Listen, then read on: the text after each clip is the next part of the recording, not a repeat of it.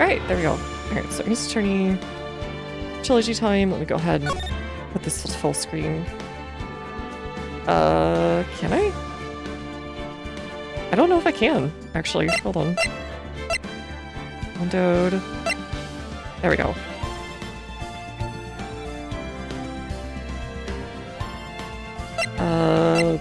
Borderless? No, just full screen. Okay. Alright, confirm changes. Yes. Alright, confirm. Okay. Can I go back?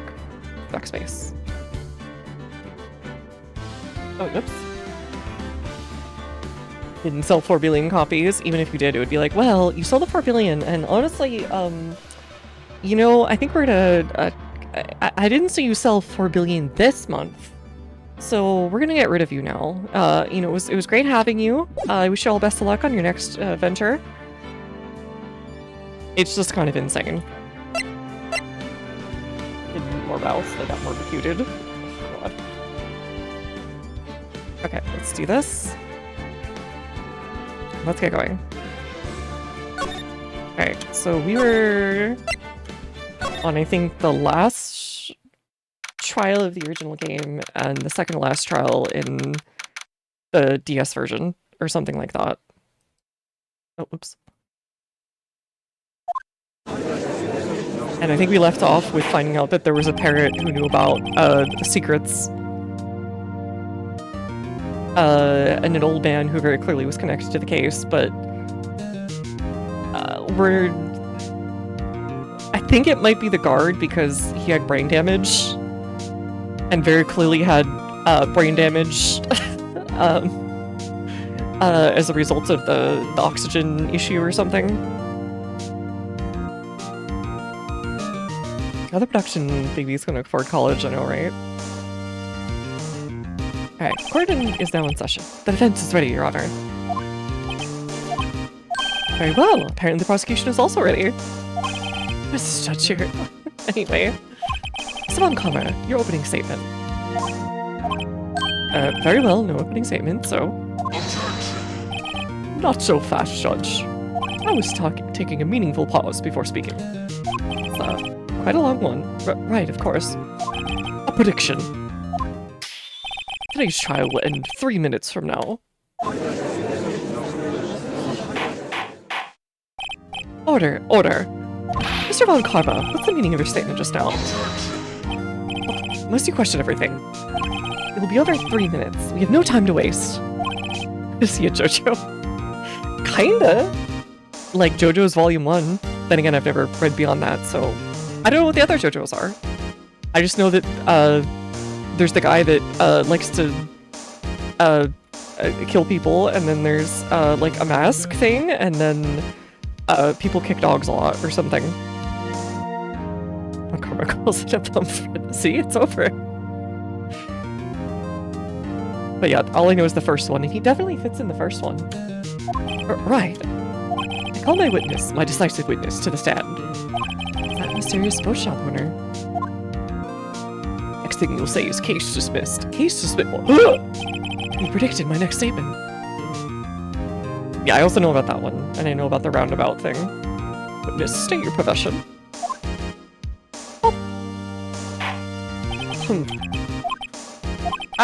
The proprietor of the restaurant at the Wet Noodle at Gore Lake. Also read boats. The night of the incident, you were at the boat rental shop, correct? Yup. Yup, I was. Please testify. Wait a second. I still haven't heard who this old guy is. Here's an objection, why not? Objection! Witness hasn't stated his name yet. Because I did not ask him, Mr. Wright. Bah! I predicted this trial will end in 3 minutes. He does a lot of the same motions that Edgerith does. Stop asking trivial questions and cooperate. Yeah, right. The witness will state his name. It's got a date and he isn't it? It's with himself.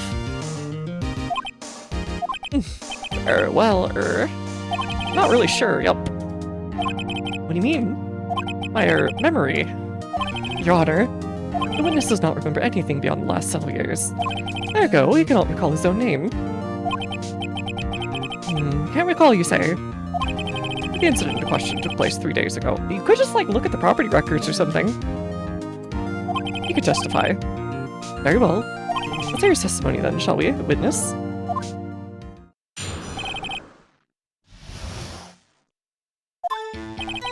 It was the night of the 24th, just after midnight. Yup. I was in the restaurant when I ran boats as usual. I heard bang! Yup. I looked out at the window, I just saw a boat just floating on the lake. And I heard another bang. Just about then, the boat comes back to shore and a man walks by my window. Very well. I'd like to begin the cross-examination. Objection! There's nothing to question in my witness's testimony. I like to think he's going like that, like, tongue-clicking thing. Ergo, no need for cross-examination. Besides, there are only 10 seconds left before 3 minutes are up. Judge, your verdict now. Yes? Mr. Wright? What are you saying? Of course I'll cross-examine the witness. Very well, you may begin. He's reading. Excuse me, Mr. Von Comrie? 3 minutes just passed. I see. Well then, let's just take our time. And cross-examine the witness. Every now and again, the judge knows how to deal with everybody's, like, big personality. The night of the 24th, just after midnight. Just after midnight, you say? Yup, just around then. Are you sure? Pretty sure, yup. When I talked to you yesterday, you were rather vague about the time. I'm surprised you seem so sure about it today. Objection? Yeah, that was... I asked him and he remembered. Isn't that right?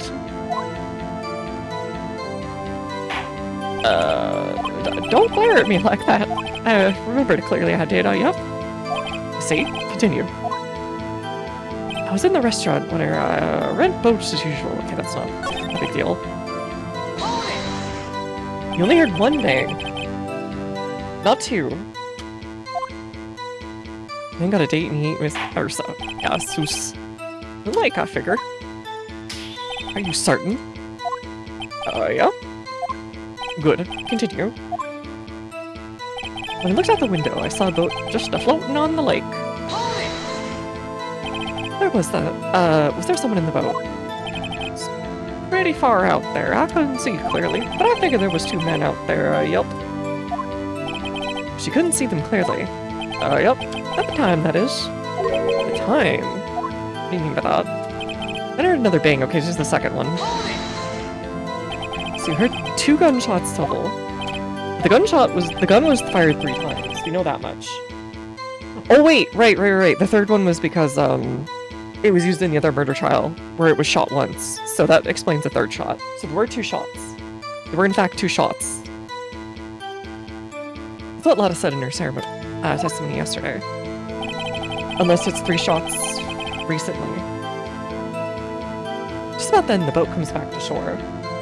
And a man walks by my window. Never calmly spent time prepping his witness. I'm not going to find contradictions very easily. Not being a lawyer.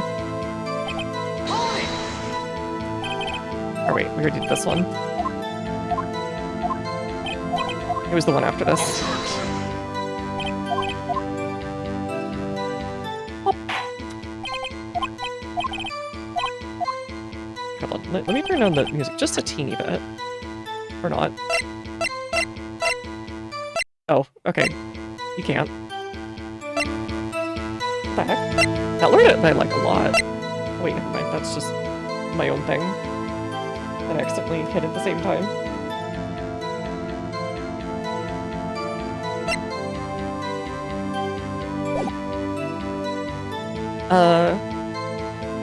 I was in the restaurant where, rent boats as usual. It does look like it's a little loud, I don't know. Hold on, let me do something here. Up the volume mixer.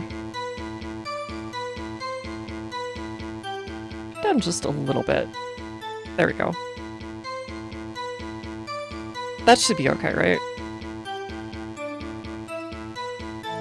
Is anyone who can verify that? Well, I guess Polly could. There we go. That's not gonna be good enough for a court of law. Mr. Wright, exactly what's not good enough? Your Honor, this Polly is a parrot. Parrot? Don't be so hard on the girl, Keithy boy. Keith? Prosecution concedes we cannot prove the witness was in the shop. Witness, please continue. This is one of those times where it actually does fall under reasonable assumption, unlike a lot of the other cases, that he was in fact at least in the area. Heard a bang, yep.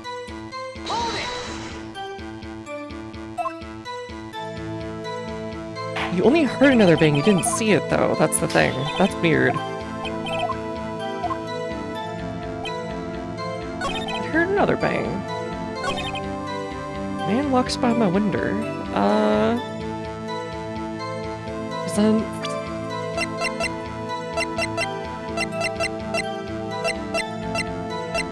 At the scene of the murder... No, Polly's not relevant right now.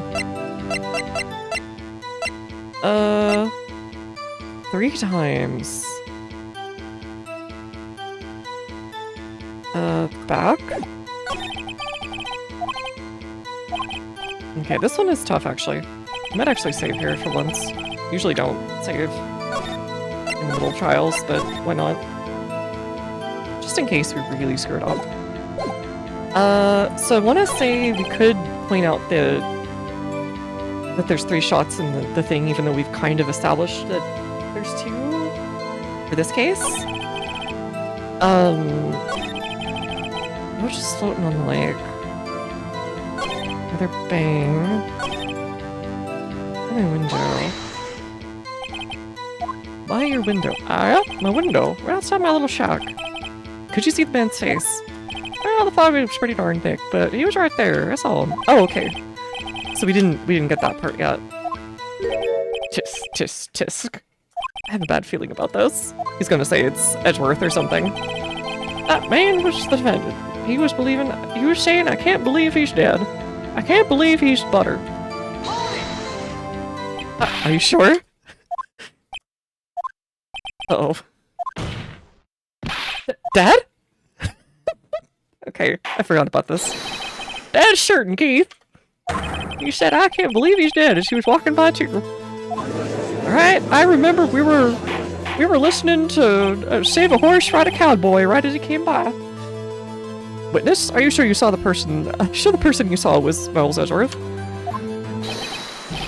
It was him, that Edgeworth boy. You can finally remember a name.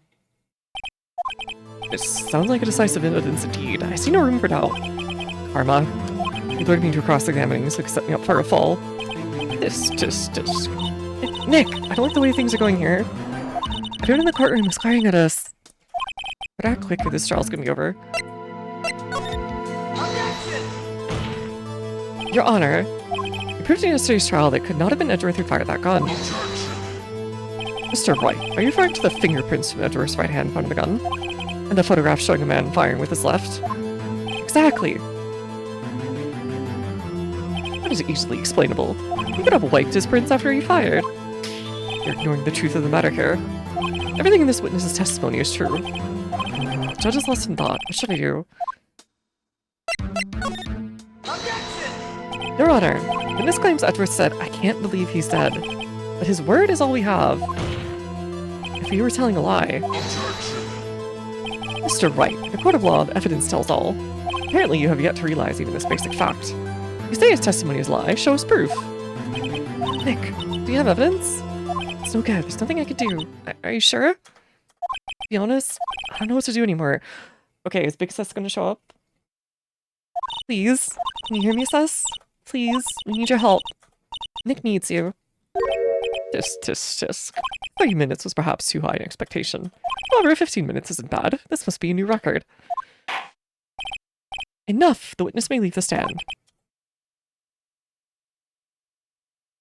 This court sees no reason to further prolong the trial, nor is there any need for more time to decide the case against the defendant. The case is extremely clear. What? No!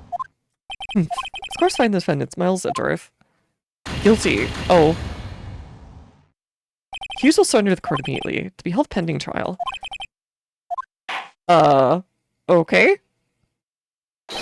Wait! Wait, didn't you already do this?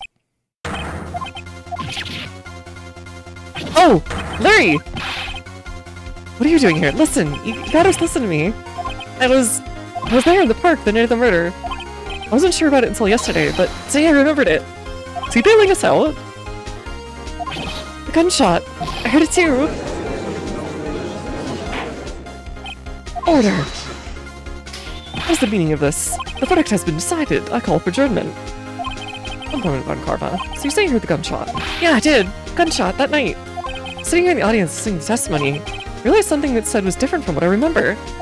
Anyhow, I can't just sit here and let you call G a murderer. What a twist. It's just alright. I'll testify. Let me testify. Alright, let's put it on the line. Oh god, we're quite literally putting our butts on the line. Well, this is the first time something has happened like this in my court. We did space the dead. Hey, aloha, welcome back. It was really good ending. Hold on to your butts. The title of a Phoenix X, Larry X, edgy, love triangle manga. I'm not quite sure how to. Not sure how to. Brain. Judge, you've already made your decision. The trial is over. Nick, this is it. Larry's giving us one final chance. She's right. He wasn't Larry. He can make things even worse. Earth was just declared guilty. It wasn't getting worse. You're right. Okay. Your Honor, there's another witness. It's our duty to hear him speak. Right here, right now. A waste of time. A verdict cannot be overturned. Allow me to speak my opinion. In all our court proceedings, it's our duty to prevent an inaccurate verdict. In order to make sure no mistake has been made, every witness should be heard. What is this? Withdraw my previous verdict of guilty. Dang. Okay. Thank you, Judge.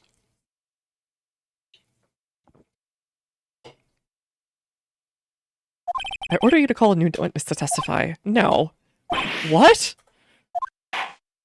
Yeah, just make it up as you go. It's fine. The court will adjourn for a 5-minute recess. We will hear this new witness. That won't be enough time for him to prep him either.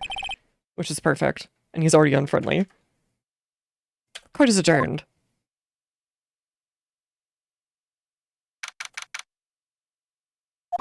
Another can't eat kind of night, I fear. Oh, sorry. Hopefully you're able to eat soon enough. That was too close. Sorry to keep you on the edge of your seat like that, Edgeworth. I've seen worse. That's right, Edgeworth. You're sweating bullets. I just wonder what Larry plans to say in there. He did say he was there that night, and he just didn't want to go in and do anything. The court vibes. He was at the lake that night. Yeah. He said he went looking for the steel samurai balloon that flew in the lake. So he would have actually technically had a better view. And he found the balloon in the air that night. Yeah. Hey, Edgeworth. Oh? You say something, right? Yeah, a lot of things. You seem out of it. What's wrong? Gee, I wonder, Phoenix, what's wrong? It's nothing. Mr. Edgeworth, there's something I've been meaning to ask you. What's that? Why are your fingerprints on the murder weapon? Oh. Right. They stay strapped. You must know this, Maya. Hit them with the gat. Wherever they at. About the 45. Make them dive. I'll be judged. I'm just a silly little criminal. When he fell into the lake, I left to know into a daze. I couldn't understand what happened. I couldn't think straight. But I saw the pistol lying on the floor in front of me. I picked it up without thinking. I didn't have a reason, really. Honestly, shock does that, so sure. It's one of the more believable cases, honestly. I see. Right. Yeah? This might be our chance. A chance? Von Karma has only ever had run perfect trials. Perfect trials? Perfectly prepared witnesses, perfectly complete evidence. That's the secret to his success. The first time he's ever had to deal with something unexpected. So he's never had a curveball thrown at him in his life. Dang. What an easy track. He has to let someone he hasn't talked to testify before the court, and that someone is Larry. Oh yeah, he's gonna be completely off his rocker, so it'll be perfect. What are you getting at? Likely his testimony was full of holes, right? That's right, Nick. Blah. No 10-minute trial this time. We'll milk this one for all it's worth. Hey, it was 15 minutes. 15! Everything's on Larry now. That's worrying. Is he just wearing socks? Court is now back in session. Witness. Please testify to the court about everything you saw on the night of December 24th. But right, leave it to me. Please, Larry, don't mess this one up. I hate to admit it, but you're on one last chance. Even he's kind of thrown off. So much with us being right about this being our big break. Alright, he's gonna be very dumb. That night, I was out on the boat and like... okay. I was looking for something and I found it. So I at least took the boat back to the rental shop dock. That's what I was thinking about going home. I heard this bang. I got to the lake, but I didn't see a boat. So after I heard that single gunshot, I went home. Okay, there's a bazillion holes in the testimony. Usually vague testimony, even for this court. If you're so aware of it, why aren't you doing more, Judge? In any case, Mr. Wright, I guess you have to get rid of a trial every 3 days. Yes, Your Honor. What's wrong, Nick? It's Larry. I have no idea what he's going to say if I press him. I'm a little scared. I'm this far. There's no way to go before it, Nick.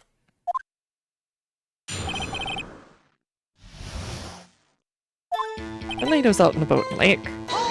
He's just sending it for the pay. He retires in 2 weeks. I wonder if he'll be in the next games. I imagine he will. Something wrong, Mr. Wright? So many things wrong, I don't know where to begin. Well, okay, first of all, what time is it? Oh, it was after 11 when I went out on the boat. That time everyone got home for the night. So waited until the coast was clear, so to speak. Why were we out the boat at such a late hour? I was looking for something and I found it. Looking for something? That's what we're looking for. What the witness was searching for is irrelevant. Most likely he was hunting for this Gordy. That's surprisingly close to the truth in a sense. This is all irrelevant. Let's get it over with. So I quietly slipped back to the boat at the rental shop dock. Wait, doesn't that mean it could have been you he saw? Around what time was that? Ah, well, let's see. I figure it was about searching for an hour, so around midnight. You would have seen it. This is around 12. You're not sure? Hey, don't leave me that face. That's some sort of human sundial, okay? I wish they put like a date on these, like 1999 or something, so you'd be like, oh, okay, he probably doesn't have a cell phone. Who use watches these days, Larry? Just as I was thinking about going home, I heard a bang. Where did that sound come from? I wasn't too sure about that. The floaty thing was dead, wasn't he?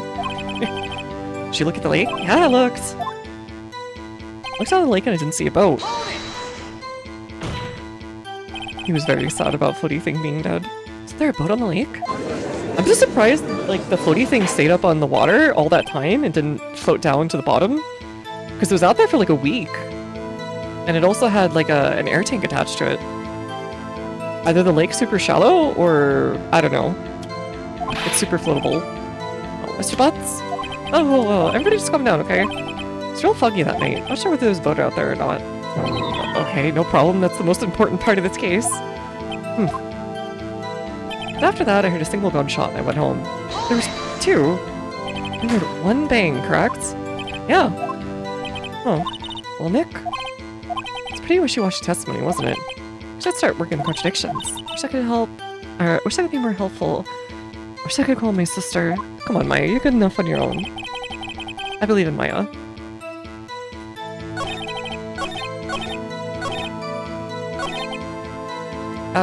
Let's present with the gun.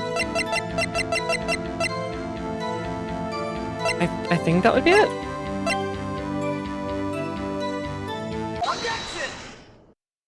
Wait a second, Larry. What? I only heard 1 bang, you're sure? That's what I said!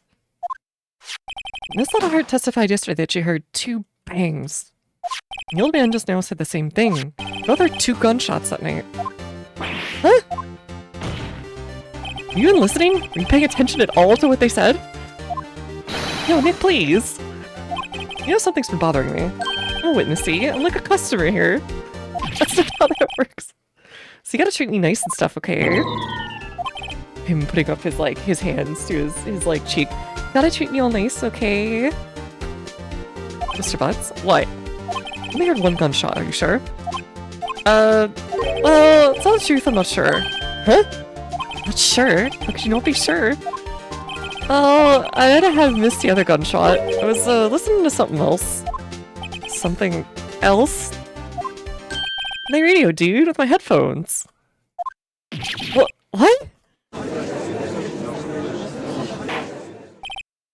Order, and stop that booing. Mr. Butts, were you listening to that radio with your headphones? Yeah, so what? Wait, then you might have had a time on there. I listen to my radio. Everybody listens to the radio. What's the big deal? If it was New Year's, it would have said what time it was, that's for sure. Swan comma, your opinion? Waste of time. I do not accept this witness, nor the shoddy testimony. That's right, should we continue? No, continue. Please, let this witness continue his testimony. Ugh. Nothing is more pitiful than a lawyer who does not know when he's lost. Mr. Butts, please leave your testimony. Be sure you include your details, like your radio. Right, leave it to me. I wouldn't if there were any other way out of this, believe me.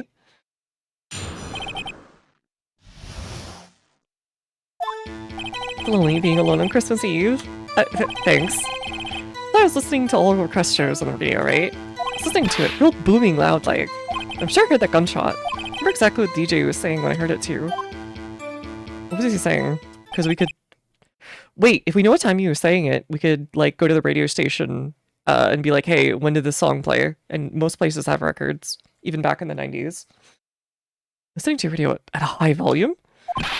Yeah, what's the big problem? Can't a man listen to his radio in peace? Oh god, I'm starting to imagine Larry Butts as, like, a Brooklynite who moved somewhere else, like LA. Isn't this a free country? I truly believe Larry has no idea what the problem here is. Judge. Can you believe a word this witness says? What I heard is probably nothing more than a drum beat from the radio. True enough, it's difficult to believe this testimony. Wait, Your Honor. The witness said he remembers exactly what the DJ said when he heard the gunshot. Excuse me? DJ? Oh, come on. Even he's not that old. Announcer, the radio says things on the radio. Or guy who says things on the radio. Anyway. What this means is when he heard the song, the music was playing. DJ only talks between songs, so he could have heard a gunshot from the lake. True, that is part of it. I was going to say you could see what time it is by what he said, but, you know, whatever. Yo, hey, Dragon. Welcome, welcome. I'd like to cross-examine the witness. Very well, Mr. Wright. I believe I'm continuing the charade. That makes you, like, a visual DJ?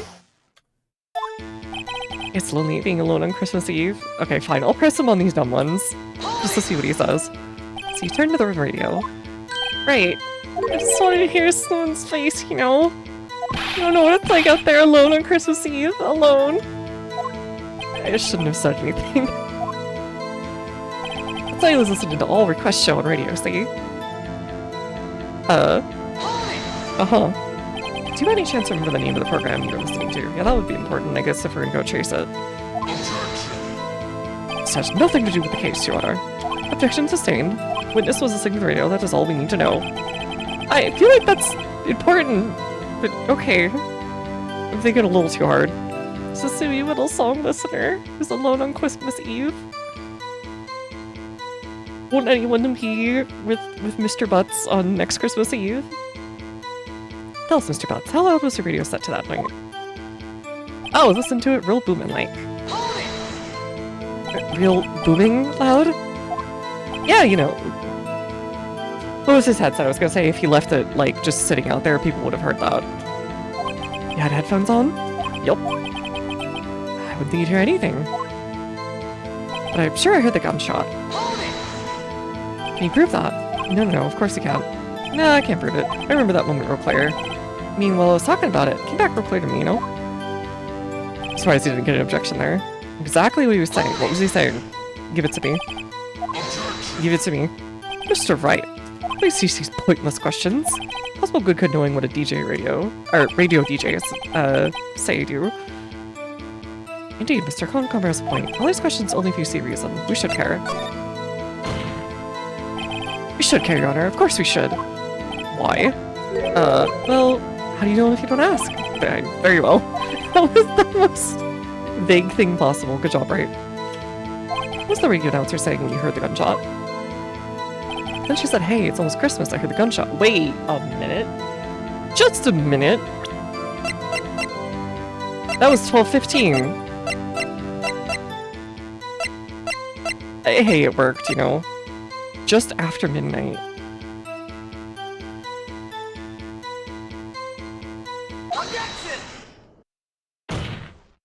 Larry, are you absolutely sure what you're saying is correct? Huh? What's with the face? You look scary, dude. If you try to scare me, you better know I don't scare that easy. Look at the matter, Mr. Right? Your Honor. This boy is baby girl. Did you hear what the witnesser said? DJ said, hey, it's almost Christmas when he heard the gunshot. Indeed, and? Almost Christmas means it wasn't Christmas. Oh, it's the famous meme. Do you realize what this means? When he heard the gunshot, it was still Christmas Eve. That's knew the case, yes. But that contradicts the two testimonies we've heard so far, Your Honor. Both Miss Hart and the old man said it was after midnight when they heard the shots. In other words, when they heard the gunshots, it was already Christmas. It's a clear contradiction, Your Honor. Order! Order! What does this mean? Trial witnesses heard gunshots after midnight. This witness says he heard gunshot before midnight. Judge, the answer is simple. The current witness is plainly mistaken. Just look at him. Suspicious. What? Oh, Mr. Wright, what do you think? Mr. Bot's claim he heard the gunshot before. No, I think he's right. Larry is not mistaken, Your Honor. He heard that gunshot before midnight. Intriguing. I'm assuming you have evidence for this wild claim. Show me evidence there was a gunshot before midnight. This one! The second lake photo. You didn't see anything. Take that! He's sus what a man of memory loss he isn't. Exactly. Look at this photograph. Look at this photograph. Makes me want to laugh. He was taken by a witness yesterday, Miss Lotta Hart, with an automatic camera. That explains what this is for then. Time stamp with the photo reads 24th, 1150. There's something on the lake. Your Honor. This issue is not why nothing is shown in this photograph. It's why this photograph exists at all. What do you mean? Your Honor, this photograph was taken by an automatic camera. Look at this graph. That camera is set to go off when it spots a lot of noises. Rex, there's a loud noise on like 1150. That's why this photograph was taken. So he left before the second shot happened, basically, about 25 minutes later. When Harry heard that gunshot, that's believable, I guess. When Harry heard the gunshot, it was definitely still Christmas Eve. Indeed, it would seem to be the case. Where does that leave us? Mr. Hart testified that she heard gunshots after midnight. She was kind of also trying to get some kind of weird name thing going with this case. Are you claiming she was mistaken? Not all, Your Honor. In fact, the camera also triggered at 15 minutes. Your Honor, that night there were two sets of gunshots with a 25-minute pause between them. Why would this be? Don't be fooled, Judge. The camera was set to respond to loud noises. Yes? Are you gonna say it was the boombox? No. No proof that the loud noise was a gunshot. There's no proof that there isn't. Why, the witness could have sneezed, triggering the camera.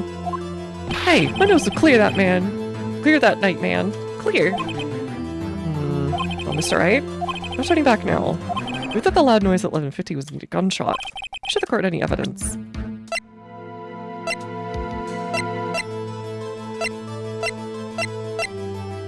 Fired 3 times.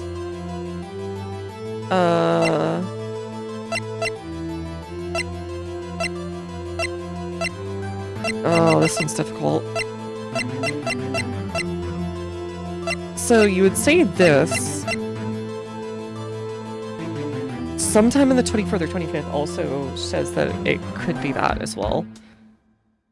Yeah, I was gonna say, like, do you have proof of that? But it's the burden of evidence is on the defense in this system, which makes it really hard for anyone not to get prosecuted, essentially.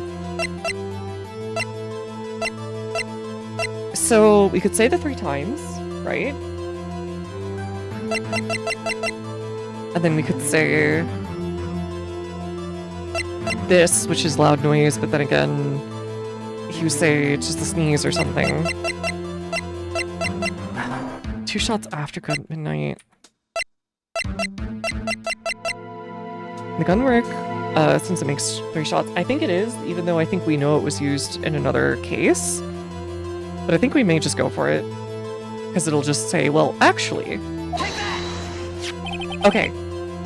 They did take it. Murder weapon? I think about this pistol was... Okay, so maybe there was 3 shots that night. I thought we figured out from interviewing the witnesses that there was only 2. In general. I thought this pistol was bothering me, rather. The witnesses who testified yesterday heard 2 gunshots.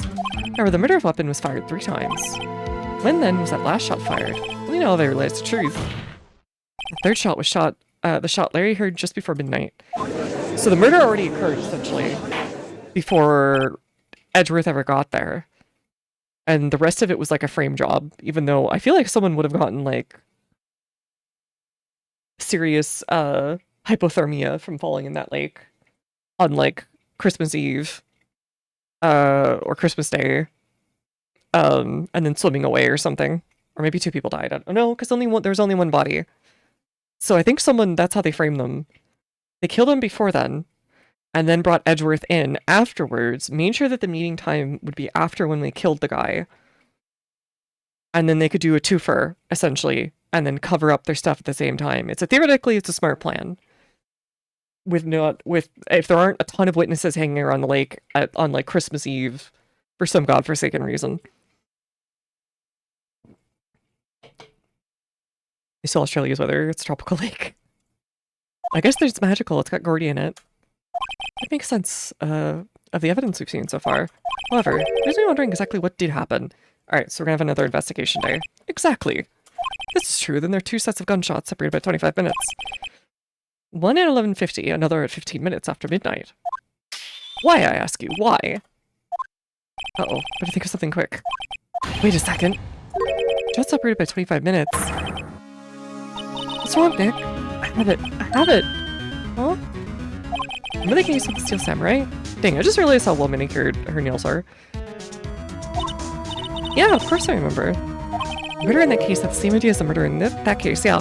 So once again, it's another following up from our previous case, building from stuff we saw in previous cases. What do you mean? Oh yeah. Yeah? You don't figure this out now. Never return Edgeworth's guilty verdict. Got a hunch. I'm gonna run with it. Right. I mean, is this safe? Safe? Already gotten a guilty verdict. We have nothing to lose. You just watch and let me know if I say anything that sounds fishy, okay? Right, Nick. Your Honor. Yes, Mr. Wright? This money just cleared up this entire case.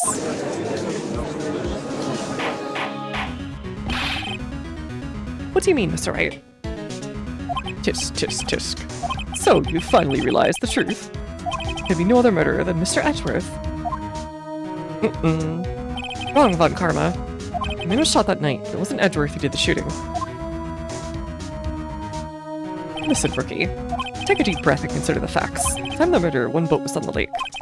This was shown by witness's photograph. But the murder never occurred at that time. I think we have it figured out. Okay. Defendant Edgeworth and the victim Robert Hammond were on that boat. Now we just need the evidence.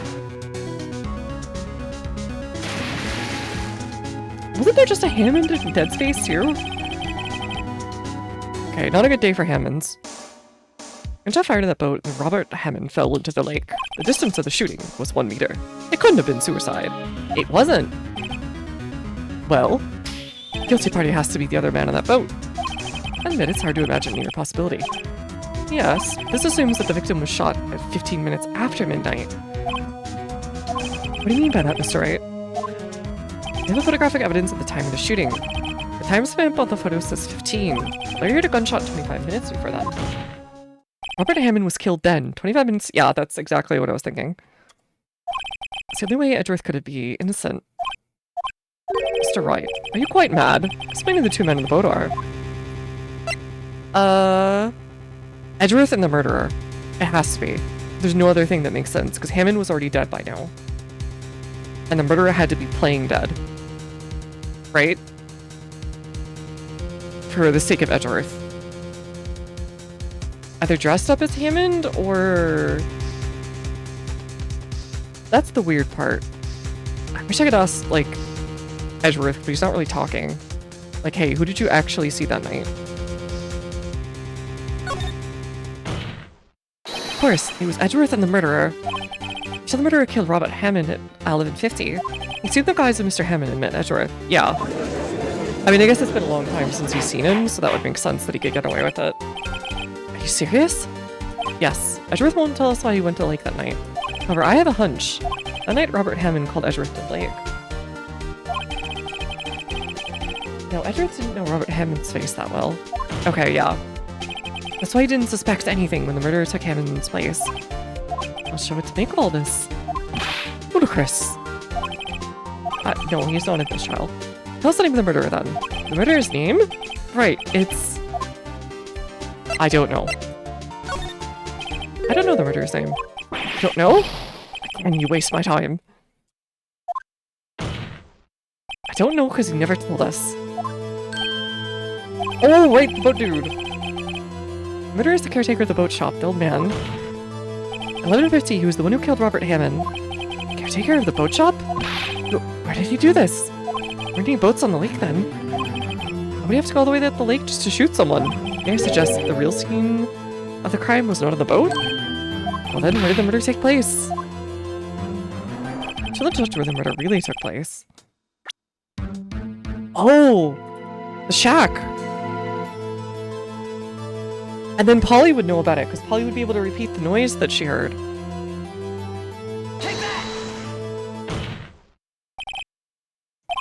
That way you can meet up with the victim without anyone seeing you. Do you have proof that the boat seen the crime? Call Larry's testimony if you will. He didn't see anyone in the boat before, or on the thing before, and there was no one who took the stuff out. And then he was on the lake searching for something. He finds it, returns the boat, then just as he's starting to head for home, he hears a gunshot. That is the perfect spot. And even if it was booming loud, gunshots, I can tell you from experience, hearing them probably at least 2 to 3 days a week, out in the woods here, is a crack, crack, crack, crack, crack. It is not like it is almost never like a boom noise or anything that's gonna blend in. It is a crack, crack, crack, crack. You hear it like break the sound barrier. Usually. It's like a snapping noise.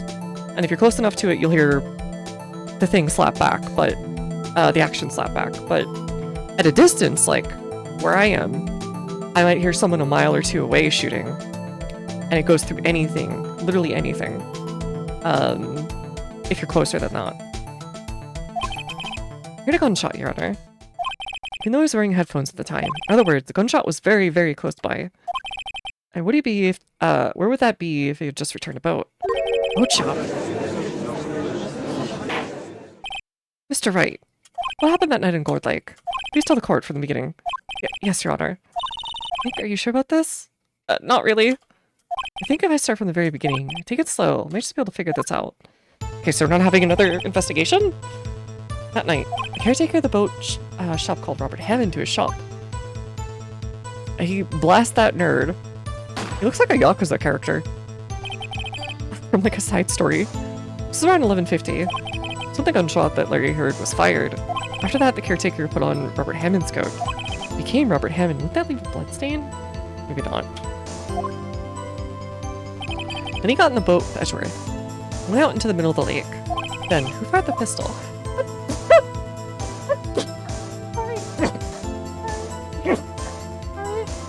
Sorry about that. Sorry about that. Oh, I didn't reach the thing in time. It was the boat shop caretaker. Oh, okay. Yeah, I'm okay. I was just sneezing. First, it was the murderer who shot the pistol. He shot twice. Both missed Edgeworth on purpose. Wait a minute. Yes? Why do you shoot twice if you didn't mean to hit anyone? To get a witness. Details, details. Know this, Mr. Wright. The moment you run out of explanations, the moment you lose. Tell us why the murderer had to fire twice to create a witness. I believe he shot twice to create a witness, Your Honor. A witness? He must have known that Lotta Hart was hanging out. He may not have known about the camera, though. The murderer lifts his pistol and fires one shot, but ensures that anyone who heard that shot will look around the lake. Indeed, Miss Hart did exactly that after hearing the first gunshot. The murderer waits a bit and fires again. I guess Edgeworth is just in shock and doesn't do anything? Then, he jumps into the water. The murderer jumps from the boat himself, leaving the pistol in the boat behind him. If Edgeworth hadn't touched it, it probably would have helped. Someone looking from the edge of the lake, it appeared that one of the men on the boat shot the other. The murderer didn't know about the automatic camera, of course. That's why he shot twice to draw the attention of the boat. Once you realize that, everything else falls into place. The shop caretaker swam back to his shop and put on Mr. Hammond's wet coat back on the body. He threw the body into the lake. That's what happened, Your Honor. These are the events that transpired that night on Gourd Lake. Man, he has a big brain moment sometimes when he wants to.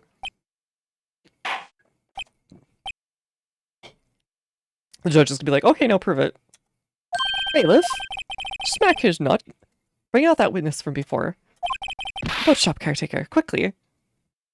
Hold on, every time I hear him say bailiff, my brain thinks of...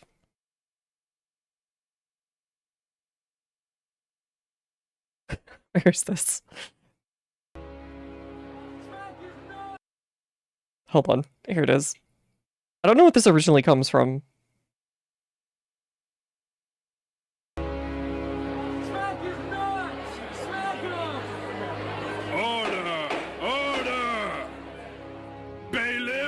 Smack his nuts! No! Who do you think you are? You can't do this to me!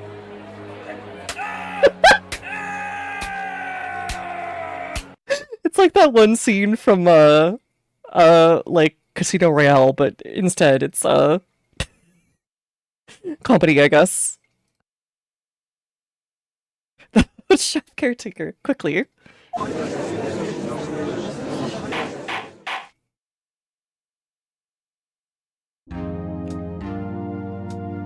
Very well. While we're all waiting for the caretaker, I'd like to ask the defendant Miles Edgeworth a few questions. Mr. Edgeworth, please take the stand.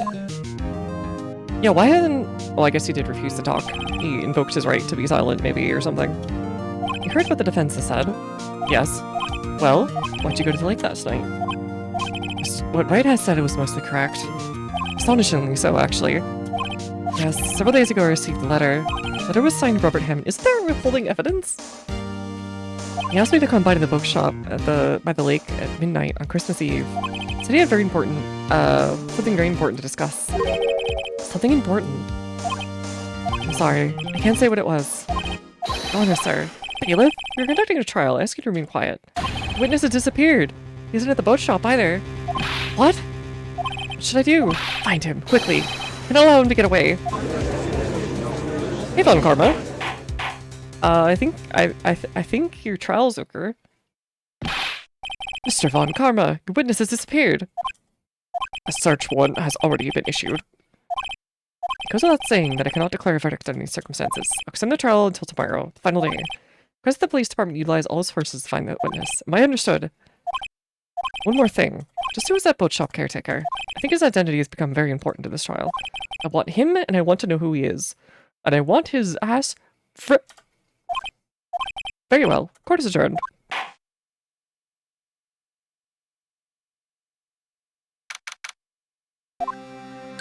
Yay, Nick! You did it! Well, I just got out from under guilty converted. About Larry! That was something else! Yeah, definitely. Even Von Karma didn't know what to do with this testimony. They really helped us out! Yeah, we should get him a burger. I mean, onigiri. I mean, ramen. I mean... donuts. Sure, once I sifted through his unique testimony. Still, he did save us. I just wish our cases weren't so down to the wire all the time. I know what you mean. Sometimes I feel like it's us on trial instead of our clients. Edgeworth. Mr. Edgeworth? Did you say something? Don't look so pained. I mean, looks like you're probably gonna get off the hook. You could try to smile just a little. Relax. I'm sorry, but I fear it's not over for me yet. What do you mean? Right, something that's been troubling me for a long time now. Kurt has its own private police force, POG, indeed. I don't know whether or not to tell you. Ezra? No, there's still a little time left. I'm gonna tell you to get off my chest, but... can't make up my mind. Just do it. I'm about to die otherwise, probably. It's a nightmare I've had. A memory of a crime that I committed. A crime you committed? A memory of murder. Oh, so you're using this as like... That's why you didn't...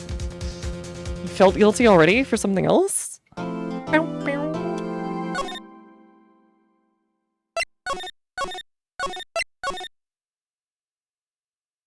Bit awkward.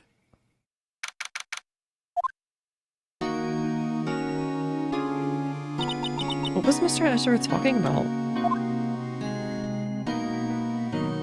A memory of a crime that I committed. A memory of murder.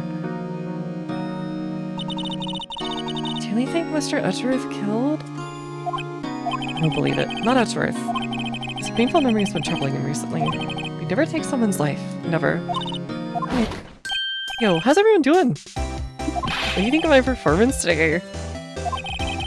Why did he go like baby girl mode randomly? Had him swooning in the aisles, huh, Maya? Swooning? Oh, yeah. I do remember feeling faint. I can't quite get, like, Maya nailed down. She's based...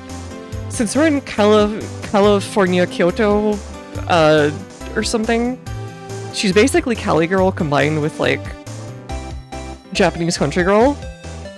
That was a good witness. I know. He's such a little puppy dog sometimes.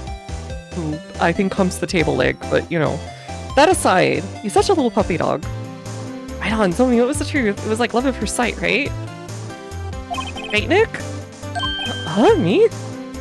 Probably Yoto from Osaka, exactly. Maybe my heart skipped a beat or two. I think you could do better than that. Come on, I saved Edgeworth in there, dude. Edgy! You guys should be bowing down before me, yeah! Bow before your hero! Okay. Larry, you really helped me out in the trial today. You did! If you weren't there, Larry, I'm sure Mr. Edgeworth would have been found guilty. But seriously, Nick. That bookshop caretaker is pretty suspicious. Was she off the hook yet? You spoil a mood, Larry. Hey, I'm just a guy sitting in the audience, you know? Where I was sitting, Edgy seemed pretty edgy. Just don't say that he's edging, okay, buddy? That's all I'm asking you here. You're gonna make puns. I mean, can you really know he's telling the truth about that night? Nick? I don't know, but I do know is I'm gonna believe in you two until the end. Us two? Edgeworth and who else? You mean me, right? No, you mean me, right, Nick? Yeah, you, Larry.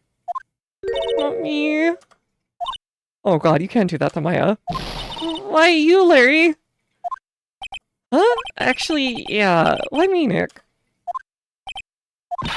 Enough with the silent treatment. I think his mood whiplash is perfect. Please, that should go. Judge, we need to take a 15-minute edging Edgeworth session. I mean, witness... Defense counsel meeting. Like, why do you trust Mr. Edgeworth so much? I mean, he changed recently, true. When we first met, he was kind of a jerk, don't you think? You didn't know him back then. Respectfully, you weren't there. Back when he wanted to become a defense attorney. Wait, is that when you two were classmates? Yes, in the ancient days, like, I don't know, 5 years, 10 years ago. You were still, like, 4. Actually, I think she's like... She's either like... I want to say she's like 17 or something. I don't know how old she is. She's just generically... teenager, later teens, something or other. I think they may say at one point. Hold on. Maya... Right. They say she's like 19 and be like, dang, I don't know.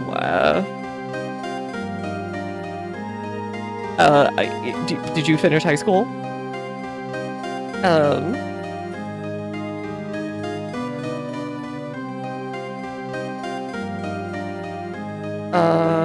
Yeah, she's 17. Okay. I guess in the later games, she's 28 at some point. So there must be a time skip.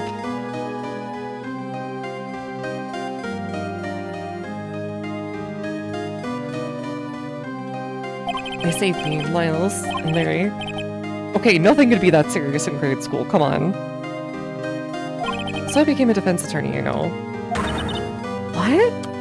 Hey, Larry! What's he talking about? Huh? Sorry, I kind of forgot.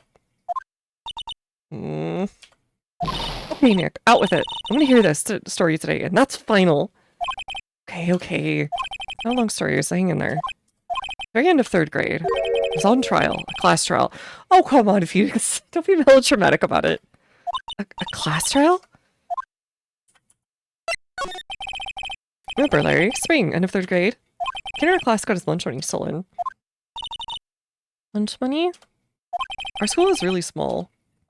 Every month kids would bring in an envelope with money for lunch from home. Shouldn't they, like, bring it by day? That does sound like it's asking for someone to do some funny business. Oh, I see. Anyway, this kid's envelope disappeared with 38 bucks still inside. Yeah, that is a lot for a kid. Oh yeah, now that you mention it, I do remember that. See how you'd forget, though. You were out of school that day. Anyway, the envelope had been stolen during PE class. I was coming down to the cold, so I skipped PE that day. I was the only one not in class. So they thought you did it? Yeah, the kids in class said I should be put on trial. Trial? The next day we held a classroom trial with me as defendant. The teacher was sitting over there like, yeah, go ahead and burn some time, kids. I'll be in the teacher's room. What's going on? Oh no, she was there. I didn't do it. Guilty, he did it. Guilty, it was you. Give me the money back. You're such a meanie, just admit you did it. You can't hide the truth, tell us the truth. I'm not gonna play with you anymore. Yeah, no borrowing my eraser. You should be allowed in the relay race on the library committee. Can you borrow my 50 cents I loaned you? Hey, did you rob that bank the other day? Small children being cruel is nothing new, I guess. Now, Phoenix, you know you shouldn't be able to steal people's money. It's not right. And even the teacher thought I'd done it. Go over and apologize, Phoenix. I didn't know what was happening. I was so sad I couldn't stop crying. Everyone was staring at me like I'd done it. I had to apologize. I went to where the boy whose money had flown was sitting. What happened? You shouldn't have to apologize. The only thing that belongs in a trial is evidence. Anything else has no place. You should all be ashamed, amateurs. You're like 8? Miles? Okay, he was totally the dork kid in school who wore the bow tie and suit. Okay, got it. Checks out. It wasn't you who stole my money, was it? Oh, he was the one who had the money stolen. No, you shouldn't apologize. Everyone's been shouting you did it, but no one has any proof. Sorry, Your Honor, this boy is innocent. But Miles, it was your money that was stolen. Yeah, he did it. He's the one. You don't need proof. Make him say he's sorry. Why don't you all just shut up? Wait, he was there that day. That's how it always is. Everybody ganging up and picking on one person. Just think how he feels. I didn't do it, so I didn't do it.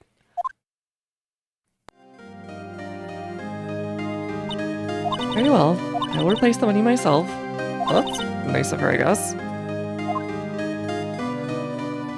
But, you know that teacher gave Phoenix the stink eye for the rest of the year. That's how it happened. The three of us are the best friends. Well, I had no idea. Yeah, I had no idea either. I mean, I forgot. Wait. Larry wasn't in class, but he was there later.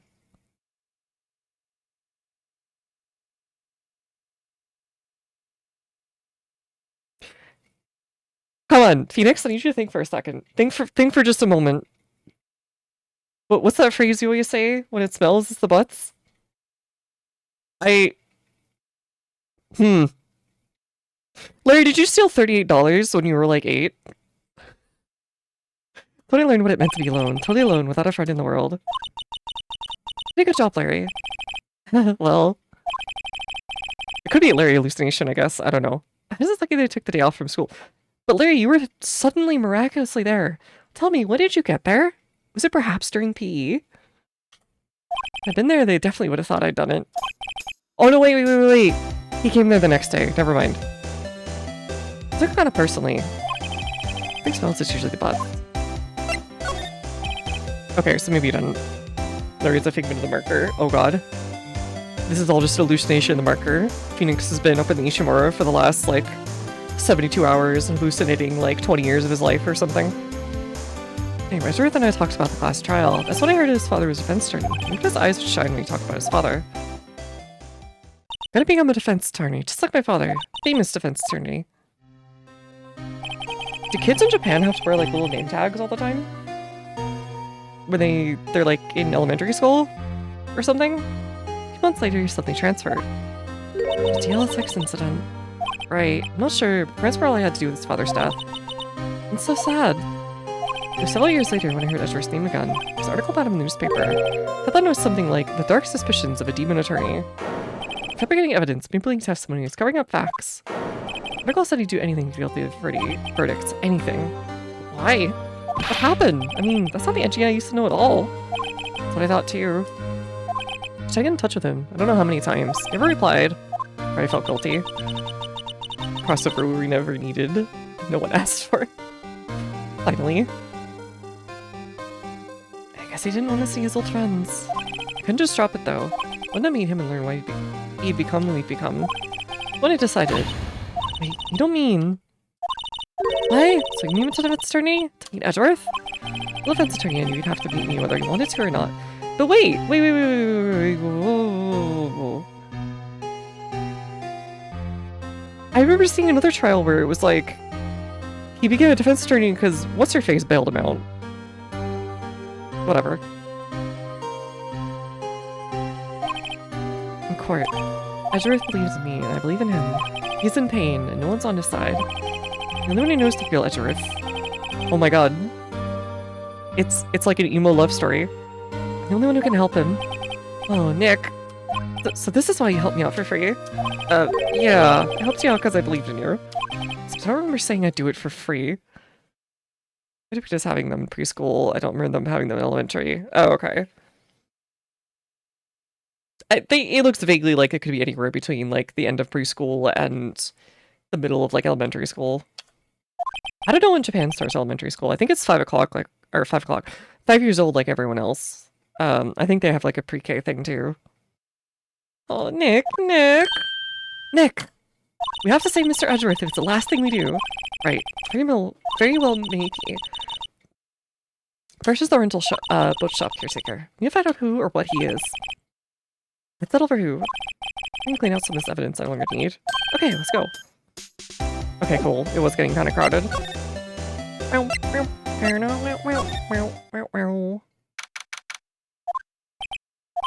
You look grim as always. Mr. Edgeworth, I heard the story about the class trial. Class trial? What do you mean? You don't remember? Like coming for the kneecaps later? No, I don't. Your lunch money was stolen, wasn't it? In 3rd grade? Lunch money? Oh, alright. Yes, I do seem to remember something like that. He does not care. Nick, I think you're the only one who really remembers. It probably only really mattered to me anyway. Mr. Edgeworth, didn't you know? That trial was the reason Nick became a defense attorney. Ridiculous. Gee, thanks. That said, that sounds like the kind of thing you do. You haven't changed a bit, have you, right? So simple. To a fault, even. Well, maybe, yeah, but... I think you've changed too much, Edgeworth. Perhaps. Hey, Edgeworth. Why'd you become a prosecutor anyways? You used to look up to your dad. You used to say you wanted to be a defense attorney, right? I couldn't let myself deny reality like you. What do you mean? Father was a taken for me. You want me to defend criminals? I'm sorry, right? But I'm not that good of a person. One suspect is apprehended in your father's murder, right? Yes, the man trapped in the elevator with my father. His name was Yanni Yogi. He had to be the shooter any way you look at it. Yet he was found innocent. That defense attorney got him off the hook. Buddy Robert Hammond. Money in being a defense attorney, yeah, there's the other thing. I think they show in, like, what was it, like Better Call Saul or whatever, that it's like $700 a case, at least in the 2000s. If you're like a state attorney or something. It's very silly. And that can take like a week or two. So you have to like take on a bunch of cases to like make anything work. The of us are trapped in the elevator for 5 hours. When we were rescued, we all suffered oxidative deprivation. Lost all memory of the murder. Lost your memory? Even now, I can't recall what happened in the elevator. That was the crux of Yogi's attorney's argument in court. He claimed Yoni Yogi had not been of sound mind due to oxidative deprivation. Okay, so he gave like temporary insanity or whatever. Maybe he was released due to lack of evidence. Innocent. Oh, well, that's different. Yeah, that's definitely brain damage, though. That's when I changed my mind. I started to hate defense attorneys. Consider Van Karma. What's your relationship with Van Karma? He's my teacher and a man who deserves respect. I don't know about that one. I learned everything I know of courtroom techniques from him. So he's like, my sister was a eunuch. He is a perfectionist in all things. In court, his personal life, he's obsessed with doing everything perfectly. Perfectly, huh? In all cases he's taken on, none were left unsolved. Not one suspect was declared innocent, ever. But that's... I know. It's possible some of the suspects were indeed innocent. However, it is impossible for us to accurately determine that in every case. All Van Karma does is his job to find the suspect guilty, perfectly. In any case, it's nigh well impossible to find a weakness in him. Should weakness appear, you do everything in his power to make it go away. Oh, you mean like that witness? Edgeworth, what you're saying is true. You're headed for a guilty sentence tomorrow. He's right! No time to praise the enemy, Mr. Edgeworth. It's a strange situation in which I find myself, I'll admit. I'm kidding. Can you please tell us about the case that you keep not telling us about? This is probably a bad thing to show him, but... Nick, no. Don't show him that. You're right. Yeah, that was probably a bad idea. What is it? Nothing. What about this? It was that case that changed my life. Tomorrow on December 28th, the statute of limitations runs out.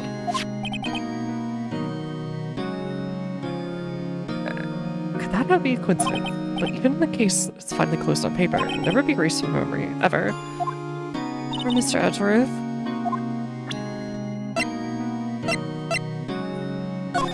Sorry, I'm not sure I can help you with that. Okay. Okay, you don't know anything about that.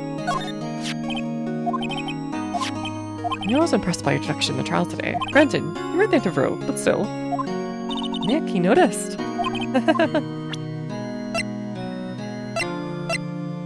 Look, I'm a defense attorney. Okay, fine. I guess we can't do anything quite yet. Let's try Grossberg first. He might have something to say. He's out, again. When does it work anyway? Oh no, don't be harsh. Guess we'll have to come back later. Something that have goofy answers for all these. I was kind of hoping they would too.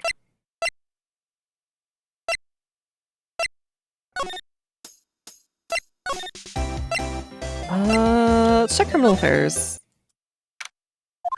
Looks like Detective Gumshoe isn't back. Gumshoe? He won't be coming back today. Oh, really? Said there was some guy he had to arrest him by tomorrow. Boat shop caretaker. Said something about catching him if the last thing I do, pal. Good luck, Gumshoe. Okay, sure. I don't think we've got anything here, so good like it is. Hey, pal. Long time no see. Oh, Detective Gumshoe. Close one today, eh? So works up, I stand my tie in half. Sorry about that. No problem, pal. Thanks to you, we know who really did it. You mean the boat shop caretaker? Look, I'll make you a promise. I'll have that scoundrel in my custody by trial time tomorrow. Come what may, it's my duty to, you as a police officer. Now I'm off to catch me a criminal. Detective Gumshoe sure is active today. Oh, one other thing. No one will go to the woods today. Woods? Milano was camping? The woods are off limits to camping, and apparently the park ranger found out. Oh, he got pretty mad. We can go in for a while. Okay, guess Lana's in a lot of trouble. Fine, I'll let it pass. Anyway, I'll be seeing you tomorrow. Okay. Got it.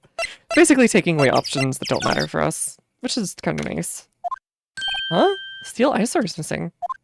Eyesore? It's like the hot dog stand's close too. I guess Larry's too busy worrying about Mr. Edgeworth to show up for work. I doubt there's anything here. Try boat rental. The old caretaker got away. Yep. Never imagined he might be the real murderer. Ahem. I know that throat clearing anywhere. Roseburg? Okay. Aha, hello. What might you be doing here? Off for a walk, Ah, the days of my youth. Like the scent of fresh lemon, you see. That was the scent of the toilet cakes that they put in the bathroom. Never mind. How are you doing, Mr. Grossberg? It's no time for idle reminiscing. Mr. Edgeworth's trial ends tomorrow. That is true, yes. From what I saw of the today's trial, Edgeworth, it should be fine, right? I'm not so sure about that. Oh ho, what do you mean? I'm not sure. Find anything out? Come by my office at once. I might be able to offer you some assistance. Okay. What do you think Mr. Brosser was doing here anyway? Who knows? Was he... He wasn't helping the prosecution, was he? Okay, anyone's around. Caretaker must have run for the hills, huh? Yeah, looks like it. Seemed like a bad person. I think that's been disproven at this point. There's a forest here beyond the bushes. Nick, Forrest, there's someone in there. You're right, there's a few policemen in there. Must be looking for the caretaker. Good luck. Some boats floating. The murder took place in the boat from the dock. Apparently police took away the actual boat. Yeah, we saw that before. Can we go in? There's probably cops in there that'll keep us away.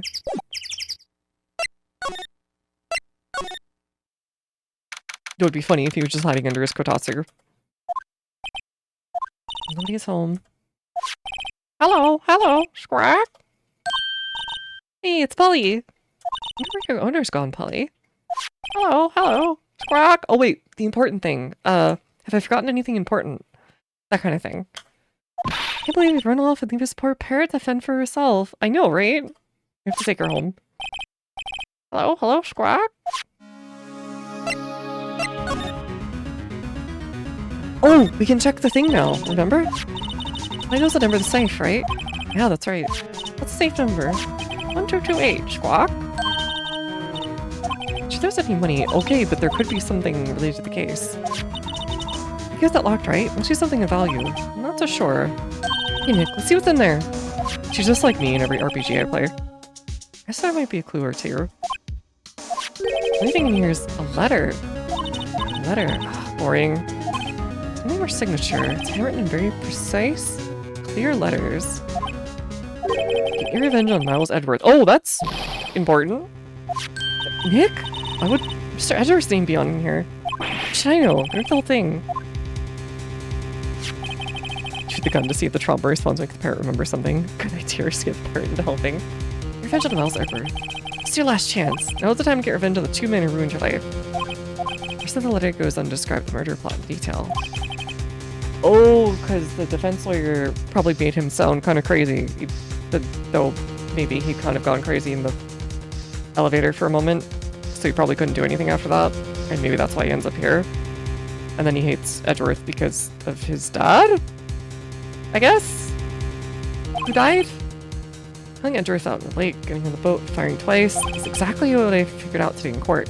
It's all here in perfect detail. What do you think it means, Nick? I don't know, but it looks like these are instructions for the caretaker. He killed Robert Hammond and called out Edgeworth, who was following instructions. I've written the letter. The mastermind? I don't know. What does it mean to get revenge on Miles Edgeworth? Look, I don't know, okay? One thing for certain. This letter is an amazing clue. Can we take his, fishing poles look expensive. We're shipping it to Detective Gumshoe. You think the caretaker would mind? Well, we can just leave him a metal detector in exchange. Maybe we better not. No, it's fine. We better steal this. Von Karma is clearly the mastermind. He is very precise. I don't think he has a connection to the original DL6 from the files that we've seen. Hey Nick, don't people usually put pictures of fish up the wall to boast about them? Yeah, I guess so. Is that a thing over there? Usually people try and like stuff them or something over here. And pictures of fish they caught, right? Right! Don't all the fish on the wall here look really puny? You know what they say. I've seen the one that got away. Except the one that got away was us, the caretaker. We did see him. I don't feel like we're having two different conversations here. Maybe I should take care of Polly, Nick. Probably shouldn't just kidnap her. You just know about her anyway. She'll have to do something. Don't trust that. Sorry, Polly. Says I can't take you. Great, now the bird's gonna hate me. No, we need to... we can kidnap a bird. It's fine. It don't look like the age just too much. You're right. This whole pasta restaurant thing was a lie. What, you thought he was telling the truth?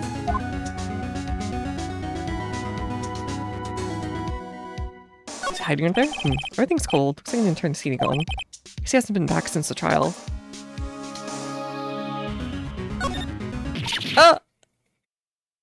What's wrong? Huh? Oh, never mind. Tell me. Just, when I saw the TV, I remember... They're showing a Pink Princess special this week. Oh. See? That's why I didn't want to tell you. Hey.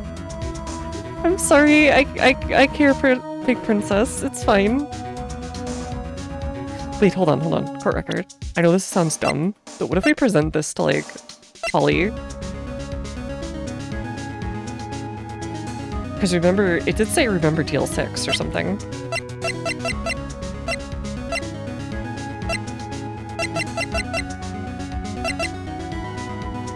No? Okay, I don't think we can. Never mind.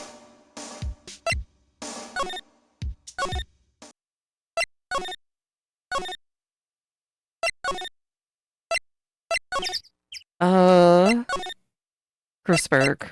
He did say he could help. The criminal affairs? Show the bird gone, I can't show them anything. I didn't have an option to, like, do stuff. Grossberg? No? Okay. They left, Nick. Yeah, I know. No time to waste, let's get going. I think we should too. You know best, Nick. Just do what you do. That should work. Any good ideas? So I'll deal to the DL6 incident. Better find out as much as we can. What's gonna happen has a whole Edgeworth and won't let go. You have to get him to talk, more or less. Because the files we found were minimal. I think someone stole some of them and it was probably Von Karma. Because we met them there at that same time. Okay, he's still not here after telling us to go see him.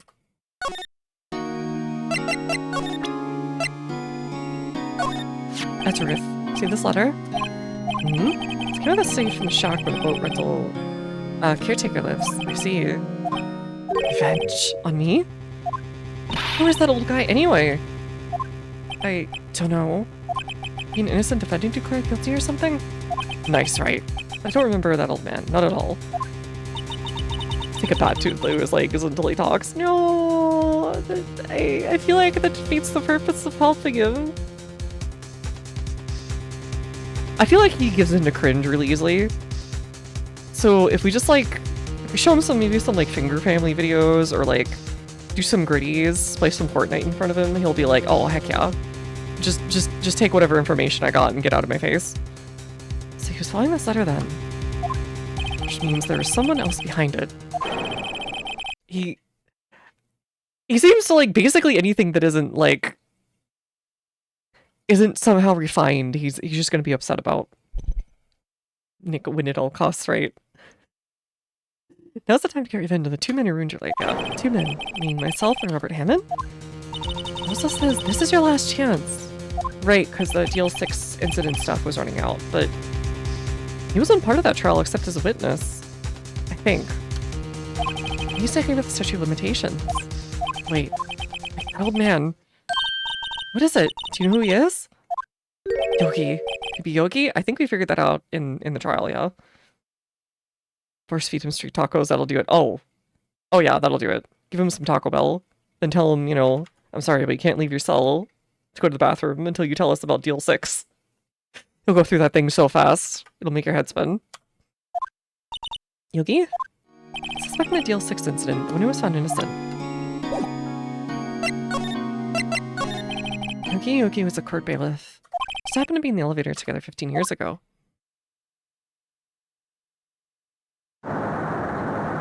Right, there was the earthquake.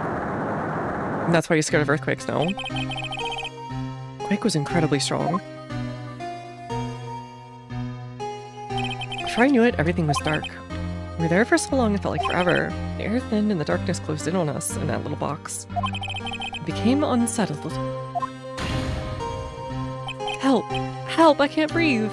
Quiet, I said. Quiet! You're not making this any easier. I want to get out! Help! Get us out! He was just panicking. Don't shout. Just use up more oxygen. That's all I remember. I feel like it's not that tightly sealed. I came to, I was in a hospital bed, staring up at the ceiling.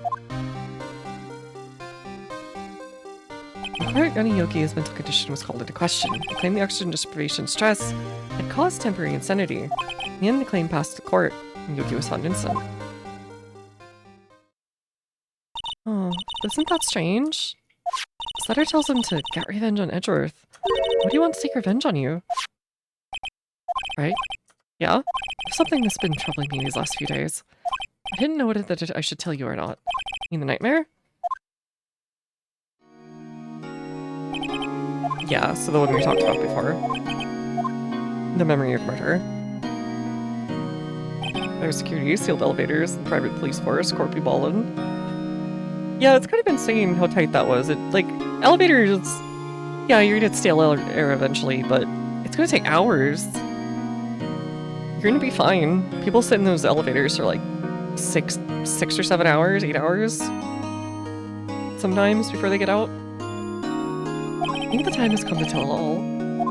Okay, finally. Last 15 years I have the same dream almost every night. I wake up in a fearful sweat every time. What kind of dream? It's a dream about my father's killing. In the dark. Help! Help! I can't breathe! Quiet, I said! Quiet! I'm making this any easier. I want to get out! Help us get out! Don't shout! Just use up more oxygen. I can't breathe. Using up my air. What? Stop breathing my air. I'll stop you. Oh, so the guard tried to assault people? What? What are you? Stop breathing my air! No, father. He's attacking father. And I see the pistol lying by my feet. I don't know if it was evidence from that day in court with the bailiffs. In a daze, I pick up the pistol. Get away! Get away from my father. Rock! And with that scream, I wake. It's a bone-chilling scream. Scream that's rung in my ears for the past 15 years. But, it's just a dream, right? Right? That thought is the only thing that has kept me sane for the past 15 years. Not airtight at all. It would suck if it was, yeah, pretty much. Death by negligent discharge, yeah. At that point, that's not even his fault, I think. Am I wrong? What if it's real? I say that sometimes people shut up memories in self-defense. Maybe it was I who killed my father. What? Think about it that way. This letter makes sense. Revenge on Miles Edgeworth. Maybe they just blame Miles, and maybe he did it in the end? I don't know. Yugi was really innocent. That's why he wanted revenge against me. Edgeworth, you mean... It was me. I was the true criminal of Deal 6. I shot my father. This is bad. What are you gonna do, Nick? What can we do? I don't know. I don't think this is anything we can do, like it or not. Someone else who knows all about Deal 6, maybe. Maybe Grossberg, yeah. There's someone else who knows a lot.